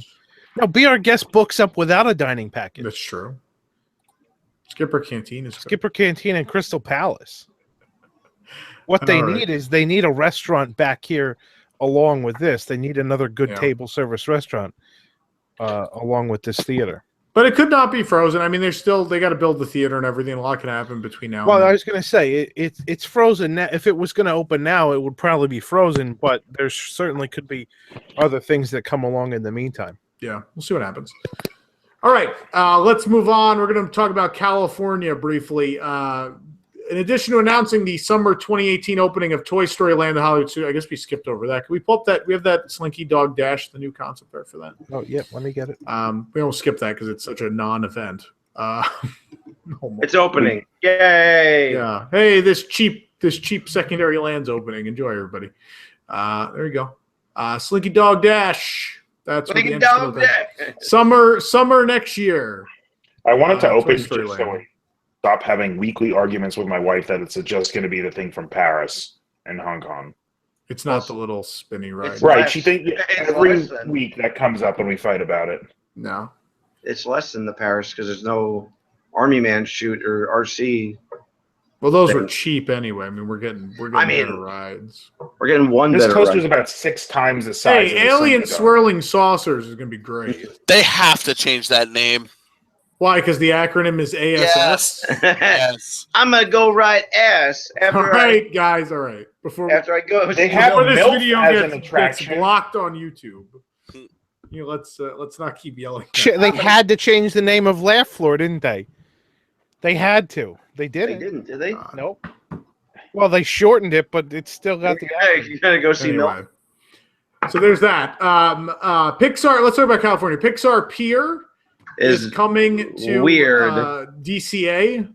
Is this a where the pier thing? will let's talk about it. Where the pier will take on a brand new look as more favorite Pixar character stories come to life, from The Incredibles to Inside Out to even more Toy Story. Yeah. Let's show that Even more. Pixar Pier concept art, shall we? There you go. So it looks like replacing the shops down at the end of the pier. They're going to put in a permanent theater, which I guess will be a new preview venue, probably for new upcoming Pixar films.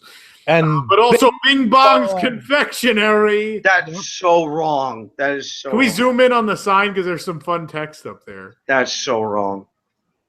Get up there. That's wrong. Why is it wrong?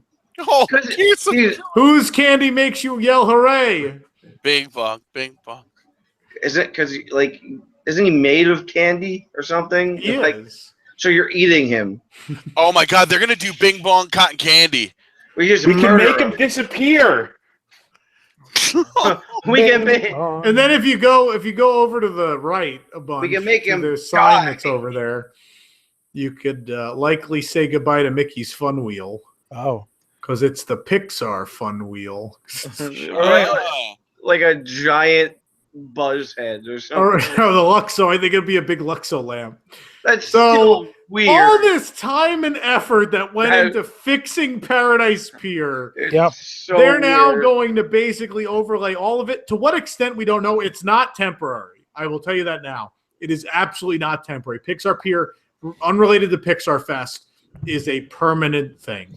I think this is idiotic. This is dumb. Stupid. You spend all this time putting this infusion of classic Disney in.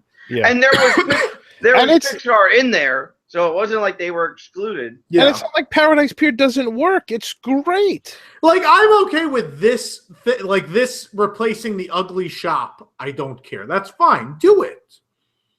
But retheming Mickey's Fun Wheel, and then if you're going to retheme the Swings and Sky School and the Golden Zephyr Again. and King Train's Carousel and California Again, Screamin' to Pixar characters, Well, Triton's It's Carousel idiot. could just be.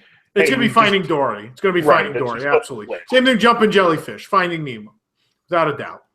And TIE Fighters. The Swings will be like the Claw from Toy Story. Like, they're going to do all kinds of silly stuff like that. This is dumb. But I hate it because I think they did such a good job updating the pier otherwise. Well, it wasn't necessary. It literally wasn't That's what I'm necessary. saying. The Pier's great now. It was literally appeasing someone's ego. Somebody brought it up in the chat, and I saw a lot of people bringing it up during the D23 announcements. They have to change the name of that park, right? Why? There's literally nothing California except for where it's located. The pier would still be California. They have amusement piers in California very much go hand in hand. Yeah, they also do in New York, like Coney Island. Also, Hollywoodland, despite Marvel is a movie franchise. And since everything is, it just Cars Land, Route 66 is California. Meh. Well, it goes through more states than just California. Also, yeah, it does, but California car culture, I mean, like, That's nothing to do with the franchise cars. It's still more of a California than the studios as a studio. Yeah. I don't know. Yeah, I don't know. So it's stupid, but it's happening. Mm. JPEG also announced there is more Pixar in store during Pixar Fest. Starting for 18, this limited time offer will include new fireworks spectacular, as well as special characters and entertainment moments. So a new fireworks show, which is bringing back a lot of the Disneyland Forever technology, which will be interesting. I love that there's Buzz flying by on the wire. Oh yeah, look at that. Yeah, it's pretty amazing. On the claw at that. Yeah. That's cool. And Pixar Play Parade is going to Disney Park. For what reason, I don't know. That's so dumb. But then on top of that, Paint the Night is going to California Adventure. That makes no sense, and it makes me angry that it's not coming to Florida. It does make me happy that it's coming back to somewhere. The Frozen float will be gone and replaced with something Pixar. Because the Frozen float would hit the trolley lines, and they don't want to do that. Sensational. It was one of the greatest parades. Well, having the Frozen float be like extra just means they could build a whole nother parade around that. And I don't know why this press release says Pixar Play Parade will return. It literally is running right now at California Adventure. Whoops. So I don't know who. Like, no one realized it came back. I don't know. I don't want to work. Because those people don't go to the parks. Yeah. They probably don't, yeah. No, I'm going to have to stop for a day or two. That's why they don't know that the pickles are gone. Bob Chapek and his pickles. Anyway. Yeah, so Pixar Fest. There's more to that hasn't been announced yet. There's rumored other attraction overlays and things, but nothing solid just yet. So that's all the Pixar garbage for California. Hooray. And hey, let's talk about this. Building on the success of Guardians of the Galaxy Mission Breakout, while they didn't announce what the attractions that will make up the Marvel Land will be, they did say that Spider-Man and the Avengers will be the basis for those new attractions. So a Spider-Man ride and an Avengers ride will eventually be coming to make the Marvel-themed land. No one Eventually. No one cares. All right, let's move on. Well, there's nothing to talk about yet. There's literally nothing to. No, it's true. It's valid. Bob Chapek, I hope this works. Said Bob Chapek. Please, God, give me more money. Will this make them happy? What will make them happy? Will this give me hair? Oh man, Robots don't need hair. They need a heart. God. The really fun thing they announced is the new Halloween time stuff. That sounds really for cool. Disneyland Resort, which is going to start Friday, September 15th and run through the 31st of October. For the first time, Cars Land will transform into a special Halloween makeover. Get it? Hall? Like Cars Hall things? Halloween makeover. The citizens of Radiator Springs don Halloween costumes and decorate their respective homes for the season. Lightning McQueen, Mater, Cruz, Red, and DJ will be dressed up as a superhero, a vampire, a pirate, a pirate, a clown, and a punk rocker, ready to go trunk or treating. Attractions transform too, with Mater Junkyard Jamboree turning into a spooky graveyard jamboree. No. And Luigi's Rollickin' Roadsters getting a seasonal twist to become Luigi's Honkin' Halloween. Honkin'. Can we just read more puns to punish as Patrick? well? Scary the Scare Car will stand guard over the entrance to Route 66. A preview to the Halloween transformation waiting inside. With Fillmore's Jack Oil lanterns, the web spun overflows by a spider car, and the cozy cone dressed up in costumes. You gotta laugh at spider car. We don't have a joke. The townsfolk will turn Radiator Springs into Radiator Screams. Dumb. I have already booked my flights. I am not even joking. So dumb. I am so excited for this. So dumb. Why is it dumb? I mean, it's not bad. It's just what's dumb is the press release. The press release is maybe that's ridiculous. How about this is fantastic. These are all body parts, aren't they? Like, aren't the tires someone's feet? Why can't we have fun? This isn't Star Wars land. We don't have to yell about canon. Let's just have fun. I think it's an awesome idea. I could do with like 80% less puns, and I hope it's Disneyland does a great job with all these seasonal attractions. It's a huge draw, not only for the locals, but also for people who are just big Disney fans who want to come and see this. I hope they do it for Christmas as well. They do Christmas already.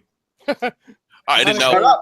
The whole land gets decorated. Snowy the Snow. No, I've seen that, but like an overlay of the attraction as well. They Roadsters has a Christmas song. Yep. Yeah, I think they could do more, but there is, there's stuff. Nothing to this level that Halloween. Well, it remains to be seen how big the overlay for the two rides are. The racers, they're not touching, so we'll see. See what happens. I'm excited, though. In addition, Oogie-Boogie will appear for the first time at California Adventure 2, taking over with his twisted tale of Forever Halloween, inspired by The Nightmare Before Christmas. Oogie-Boogie's oversized silhouette beckons guests through the main entrance, because we always got to sit some garbage on top of that thing. And then they'll bring a swarm of bats around the Carthay Circle Theater. So let's show them the entrance first. There's the entrance. That looks like someone photoshopped that in about 15 minutes. Because they did. I love that the garbage can is there. They did it backstage. And then can we show Carthay? I don't have Carthay. No, I sent it. Guess not. Come on. There's Carthay Circle with bats flying out of it. Come on. Yeah, I don't. Do you really not have it? Vampire. I'll go find it. They're not calling it Belfry Circle it's or on something the press like that? site. Oh, all right. I know where it is. I'll Okay. get it. As well, they're still doing Mickey's Halloween party and all that fun stuff. So pretty exciting. They're trying to take the focus off of Disneyland for Halloween. The eventual plan to move the Halloween party to DCA because Star Wars Land is going to ruin Disneyland. So we need that event across the Esplanade, essentially. So Please come. Yeah, of course, last year they got that new parade, the Frightfully Fun Parade, which you could watch on our YouTube channel. And they have the Headless Horseman appear. So there you go. There All it right. is. Here's Carthay. Oh, he found it. Let's show. There you go.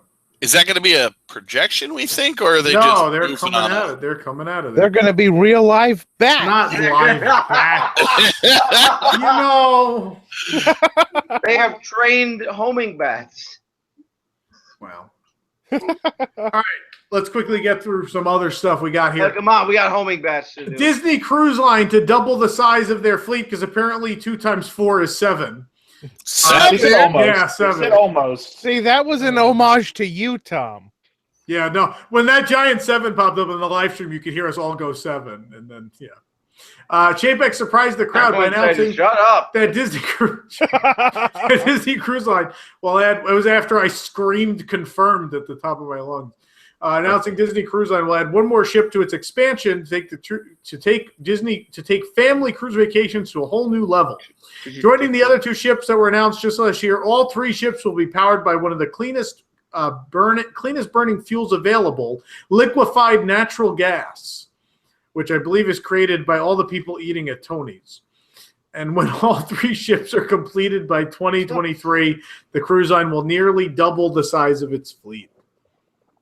What does everybody think about this? This is kind of a big deal, including the people we know that work at Cruise Line didn't even know. It's really cool. I mean, they're going to have there'll be more permanent ports than Canaveral now. They have to. Yeah. One of them's going to Shanghai for damn sure. You think? Oh, yeah. You think it's one of the new ones or one of the old ones? One of the new ones is going to Shanghai. Based on the success of Shanghai Disneyland and the sudden addition of this ship, I almost guarantee you it's going to Shanghai. A permanent porting or permanent, because they have 6 other ships to move all over the place. Oh, I'm sure there's going to be one in like Southern California. Yeah. Well, I mean, there's been one on the West Coast for a long time. Well, only during the summer it goes. Yeah. The Wonder goes and does Alaska mostly, and then they do a few Mexican. Yeah, they haven't done the Alaska or the Hawaiian cruise in a few years, have they? I mean, with Alani, there's so much opportunity there. The problem with the Hawaiian cruise is that people will want to take a cruise to Hawaii and then stay there for a couple of days. Well, I think it's going to be a one-way. They could do it a one-way cruise. They have plenty of those. That would be what you'd have to do. Although it kind of upset because one of the cruises I'm really trying to work out doing is the Panama Canal, and they probably won't have to do those anymore once they have this done. They don't have to do them. Really, I mean, I guess they do, but yeah, you can't do them with the bigger ships. But the Panama Canal cruise is definitely worth doing. But what they might do, and what other cruise lines do, is they have a half of a Panama Canal cruise. So, like Disney could easily leave Port Canaveral, go halfway through the Panama Canal, turn around, and come back. That's what a lot of cruise lines do for Panama Canal cruises. Because people want to see it. Yeah. So that's certainly a possibility, even if they don't have to reposition the ship. Someone asked when I yelled confirmed in the live stream, it's when Tron was announced. Just so everybody knows. Anyway. Ron, go ahead. And I'm guessing maybe one of them might be a permanent Europe mooring. Maybe. I mean, they have so much, with 7 ships, they'll have so much flexibility to move things around to wherever they want. I'm hoping New York. I know they keep testing New York Harbor. I know that Norwegian does really well out of New York Harbor. Newark Harbor. No, Newark has. Now the Liberty Island Harbor, I don't think would be big enough for that. But I really would like to see one out of New York. Even if you did a one-way, to Port Canaveral, and then you paired it with a Disney. They have that. That's what my parents did. Yeah. They have one at the daily excursion is to the park. There's a couple Canadian cruises that they do from there that are really cool. I think one's going into the Quebec City and into the river system next year. Disney did do a Canadian one at one point. No, there still are. They do a couple Canadian runs this year and next year, and then they're adding one where it actually goes into Quebec City as opposed to just Newfoundland and PEI. That'd be cool. I just hope with all the boats that the cost comes down, because that's what's been prohibitive for me taking a Disney cruise, is that the cost is just it's astronomical compared to other cruise lines. Everything's included. So is every other cruise line. No, you get a little bit more included. Yeah. You get a bit more. I think the problem with the cost is that it's completely driven by demand. Yeah. So if the demand lowers because there's way more ships, then the cost will come down. I don't know that I see that happening. Yeah, I don't. At least not significantly. Your best bet for a Disney cruise that's not super expensive is to either go during hurricane season, which is September, October, or try to see if you can get on a last minute something. Well, when all 4 ships are in the Caribbean in the winter, the cost goes down too. I mean, part of that is there's less demand in the winter, but part of it is they have to run 4 ships out of 1 port. Yeah. So I think that there might be some lowering of it, but not, I don't think, drastic. Yeah. It's not going to go to the Royal Caribbean. No, it's not. I do say, I mean, I've been on a Norwegian cruise, actually the Norwegian one out of New York, the Breakaway, and I've been on a number of Disney cruises, and I can't say that I'd ever go on that Norwegian cruise again. It wasn't that it was bad, it just what you get what you pay for, you really do. And the quality that I've come to expect from Disney just doesn't exist on Norwegian. So I mean, you could take 2 weeks of cruises on Norwegian for the price of 1 week on Disney, and I still think I'd rather go with a Disney cruise. There you go. All right, let's move on to hotels, shall we? This is interesting. You may remember a couple months ago we ran a story about Disney surveying about building a Star Wars themed hotel. They announced it. It's coming to Walt Disney World. We don't have the location or anything like that just yet, but it's coming to Walt Disney World, and it's exactly what the survey said it was going to be. It's a multi-day, one-of-a-kind experience where you will spend a couple days inside the Star Wars galaxy. Wow, that droid in the front looks so realistic. You were saving for that one, huh? Oh, yeah. I mean, we talked about this at length. This is super exciting. This is fantastic, and I love that it's already been announced. Out of all the things that that's what I really love about it, that I've seen, it's confirmed. That I've seen you, and I'm like, I don't know about this one.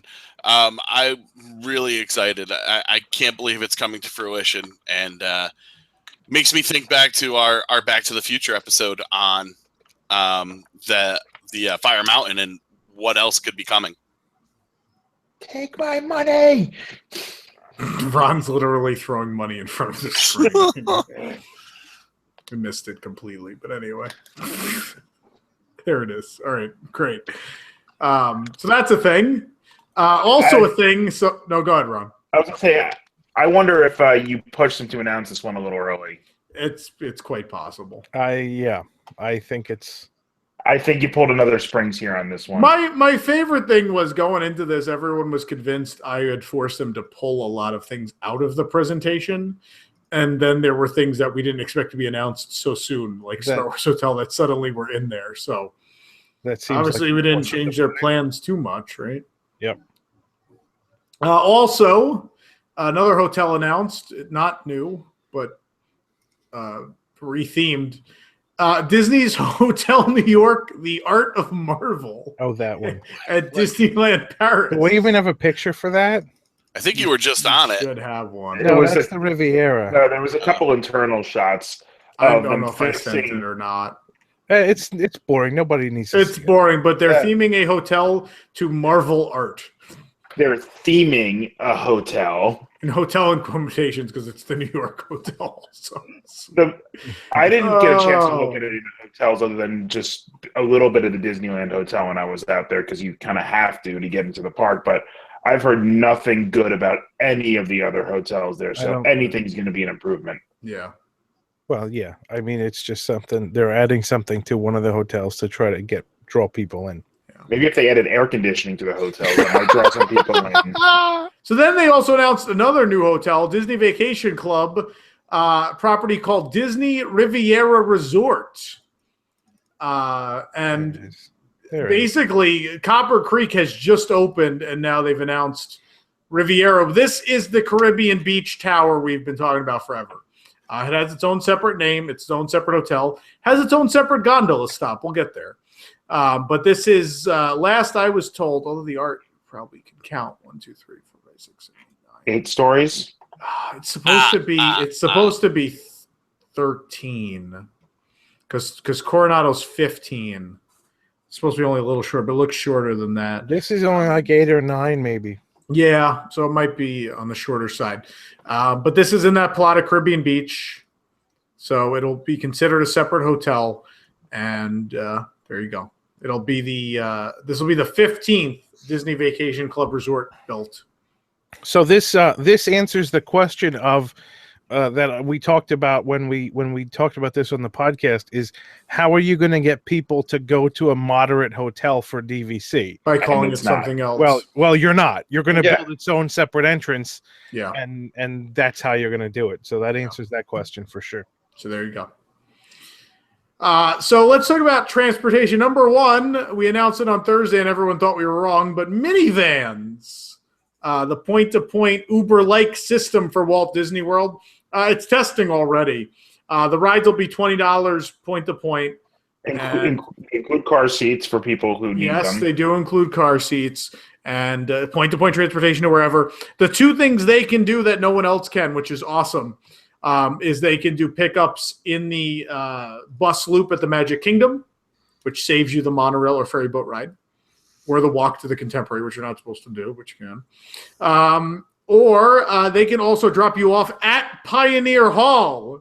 Wow. At Fort Wilderness, which I think is the best part. That's going to be like the I'm going to take minivans only to go to Trail's End. Yeah, that's my plan. That's going to be the main benefit. You're gonna roll up like a boss in that polka dot Chevy Traverse. That'll fit well with the theming of Fort Wilderness. Yeah, so eventually there'll be an app you could use to call them. And right now they're just going to launch at Boardwalk and Yacht and Beach for now. But they'll get there. That's minivans. But let's talk about this one. This is a big one. Whole new transportation system, the Disney Skyliner. It's the gondolas. Will give guests a bird's eye view of Walt Disney World. It'll connect Art of Animation, Pop Century, Caribbean Beach, as well as the new Riviera Resort to Hollywood Studios and the International Gateway at Epcot. And so gondolas are confirmed. And that map looks so similar. It looks very familiar, doesn't it? We didn't know about the Riviera stuff because it's on a turn, so it wasn't clear that was a stop, but it's going to stop there. So are you going to have to change gondolas at some point? I don't really get how this one's going to work. I think to go to Hollywood Studios, I think it's another line. Yeah, I think the Hollywood Studios, this main very large-looking station is going to be where you change to go to Hollywood Studios. That's going to be like its own separate. This is like the hub. Yeah, I was going to say, that looks like where you might even be able and to. what's really neat is look at that big expansion pad below, which could be another hotel. Except the gondolas will have to go over it. They're going over other hotels already. No, but not big towers. No, but it could just be built next to it. The little ones look like they might just be more. If you've ridden the Sky Ride at Busch Gardens, like that little turn. Yeah, they look smaller than I thought. The gondolas are person. That's surprisingly small, because I did calculations. If you go back and look at, my article when this news came out, I did a really in-depth calculation and comparison to some of the state-of-the-art gondolas that exist now that are like 20 to 30 passenger gondolas, and I fully expected, based on what I predicted they would need. 8 is very small. I fully expected it to be much closer to 20 or 30. And it's gotta fit stuff too, like strollers, because it's like a transportation system. It's not like a ride, like a Sky Ride. I'm sure the interior's set The up for. capacity is just, I'm looking at it and I'm just thinking about that now. If they're launching one every 30 seconds, that's less than 1,000 an hour at full capacity. It's gotta be. Yeah. It's gotta be less than 30 seconds. Unless you're loading a wheelchair. No, I believe that they're going to have offline loading. No. So you certainly could load pretty quickly offline and then launch them every 30 seconds. Yeah. But I still expected the capacity to be bigger than 8. I don't know how this is going to work with the number of people between Animation, Pop, Caribbean Beach, and the new DVC. That seems to me like way too many people for 8 passenger cars. If they could do offline loading, I'm just thinking the numbers. If they do the same dispatch as like Space Mountain, that's 1,600 an hour. Yeah, I mean, but think about 1,600 an hour. But That's, I mean, between Pop and Animation, you have 3,000 rooms. average 3 people a room, let's just say. So that's 5 hours worth of people.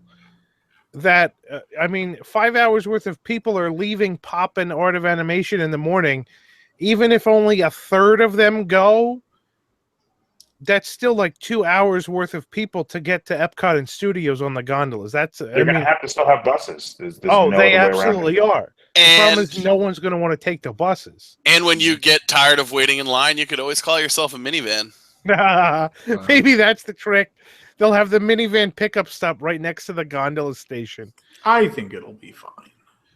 I hope it's fine. I would really. I mean, this is spectacular, and I'm so excited for it, and I really hope it works out. I don't see the calculations, panning out. At least not the way that I did them. I so love maybe those I'm views. missing The something. views are going to be so good. Oh, that's going to be the whole point of this. I mean, just like at Disneyland, the whole point of riding the monorail is not for transportation; it's to see the views. Yeah. For Can me, you go back to the map for a second? yeah, sure. Because someone said something on Twitter. I wanted to kind of look at that map, and thing is No, I where it looked at- unloads. Go ahead. Go up towards the Epcot, yeah. Like you're going to see the gondolas going right behind France and all that. You are. So You absolutely are. someone said that's really going to throw off the perspective on Well, the. here's the thing. If you look at the station here and then you look at the first turn, you don't have to go very high. Right? Yeah. This is going over the boardwalk parking lot. This could stay relatively low to the ground all the way to this turn. And then after it makes this turn, it has to go up higher to go over roadway. So my thought is that it could be, it's very possible that the gondolas will not be visible behind France, and will only be visible through the International Gateway. It might be waterway. visible from the Ratatouille, the new path back there. It might be, but I don't think it's not like you're going to see the Eiffel Tower and then a gondola behind it. I don't think that's going to happen. I think that these are going to be low enough to the ground you won't see them. If it's anything like the Busch Gardens Sky, the turns have to take place close to the ground. So if it goes down to turn, it in theory doesn't have to go all the way back up to full height, like Jason was saying. Right? Yeah, like So, full height can be different for every single one of these legs. Exactly. And my thought is the full height for the Epcot to the turn leg is very low, whereas it has to get higher to cross the road, and then it'll be pretty high across Caribbean Beach, and then it can certainly come back down again to go over to Pop. So people ask, do they have to close in bad weather? Do we know? That was a big concern about mine. No, if you go back, all the people who want more information on this, if you go back and read my in-depth article about the gondolas, the weather has to be fairly extreme to force them to close. Like tropical So Florida's afternoon thunderstorms are not going to require the gondolas to close. So this isn't like on a wire, like a sky ride. It is absolutely. it is. But It is. So what? But the thing is, protection and stuff But like the thing is, you're on a metal gondola that's connected to metal wires that are connected to the ground. Lightning can hit you, and it will go right to the ground. It's not going to hurt anything. Well, It was more about wind rocket. Well, I thought the more concern I thought was the wind. The bigger rocketing. concern is wind, and absolutely, and for the most part, gondolas, modern day gondolas that have been built in the past 5 years or so, are stable up to like 70-mile-an-hour winds.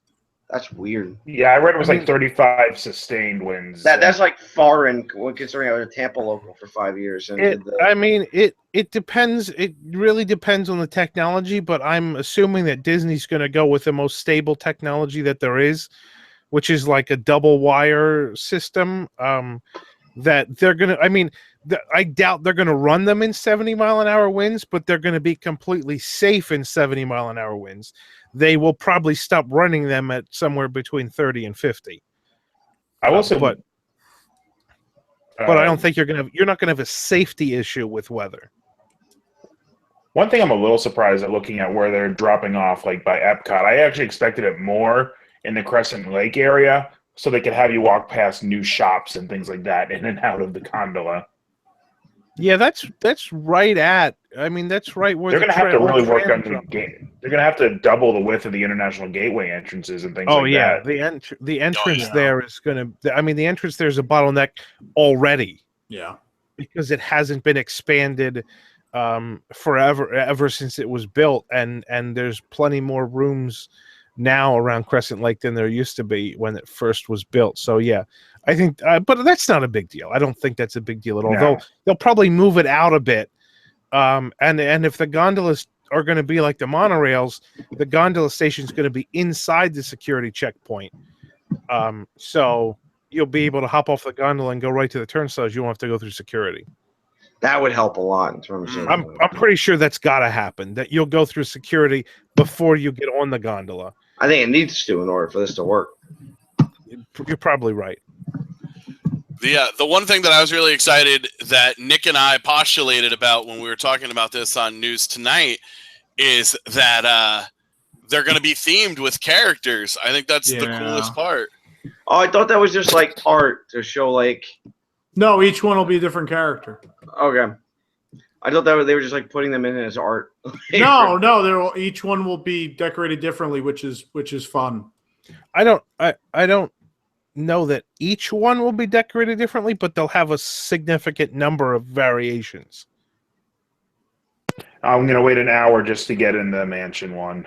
Probably makes sense. They're cool. But I mean, you can see there's blue, red, yellow, orange, and here they're only showing red, blue, and green. So there's two different red though. Yeah, there's two different reds. Well, they're both. I think there's quite a few different ones. Yeah. Oh, I think there'll be quite a few. I just think it's not going. Not everyone will be unique, is what I'm saying. Yeah, maybe not. Depends how many there are.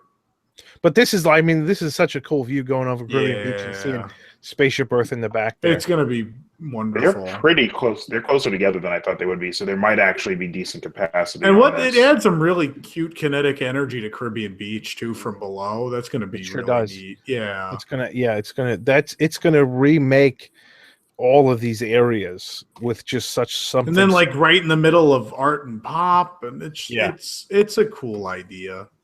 Oh, I think it's a phenomenal idea. And like we said, I think it's got everything going for it. The only thing is I'm a bit surprised that the capacity is so low. But I was actually going to think, what was the capacity of the old Skyway? They were 4-person. Right. That didn't take strollers or anything, right? Like no. It didn't take strollers, and the lines are still pretty long. I mean, here's the thing, though, too, is that the gondolas themselves are totally independent of the rest of the system.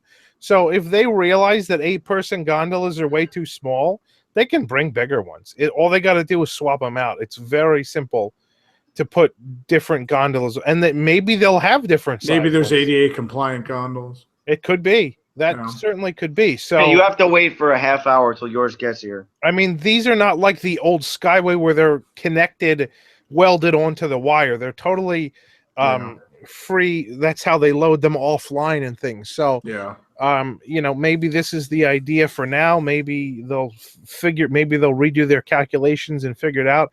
Maybe they'll start with a limited number and see how it works and increase them later. There's all kinds of possibilities because it's such a modular system.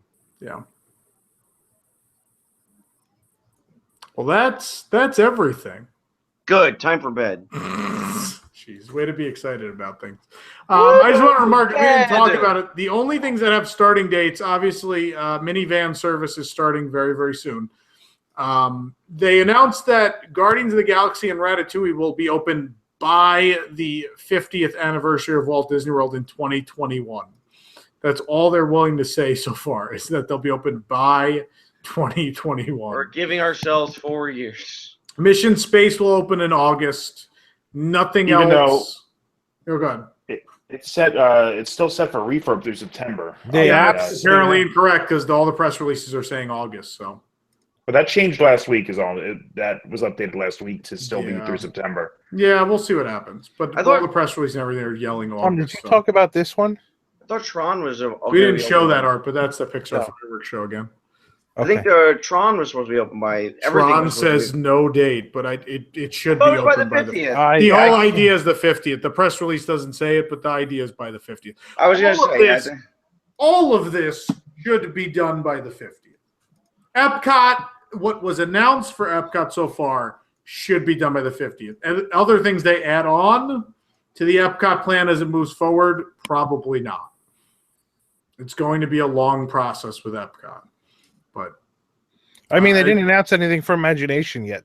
No, there's a lot. There's multiple new attractions and things that have still not been announced. So, yeah, I mean, you got to imagine that these Epcot announcements are really just the tip of the iceberg. Yeah. Then that's exactly what they said. They said it was tip of the iceberg. I've heard they haven't announced Brazil either, so we know there's more things coming than what they've announced. I've heard some speculation that they were keeping 1 or 2 Epcot announcements for the 35th events. It's possible. I don't really think they feel they need to do anything for that crowd. That's also valid. Hey, crowd that loves classic Epcot, here's what we're ripping out. Yeah, like we know we stabbed you in the heart in July. Here's some more. You guys should all go get on Imagination while you still can. Yeah. We're going to blow it up tomorrow. We're proud to announce that we closed Journey to Imagination while you were in here. While you were sitting here. Yeah, that's right. Journey to Imagination closed this morning. Bob Chapek was the last man to ride Figment. So while you were in line for pins, we closed Imagination. Yeah. Anyway, thank everybody for listening. Thank you everybody that showed up live. Huge crowd. Appreciate it. It is. I mean, sure, we're losing some things we've had for a very long time. In the case of Universe Energy, absolutely a classic, but how that survived 21 years as Ellen's Energy Adventure is beyond me.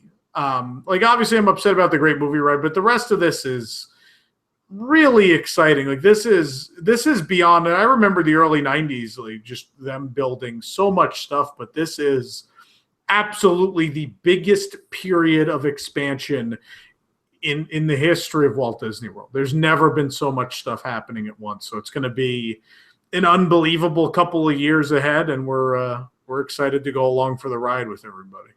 So let's do this, right? Yep. Sure, we're going to do a whole hell of a lot to this whole thing. Well, we've kind of had an impact already. Okay.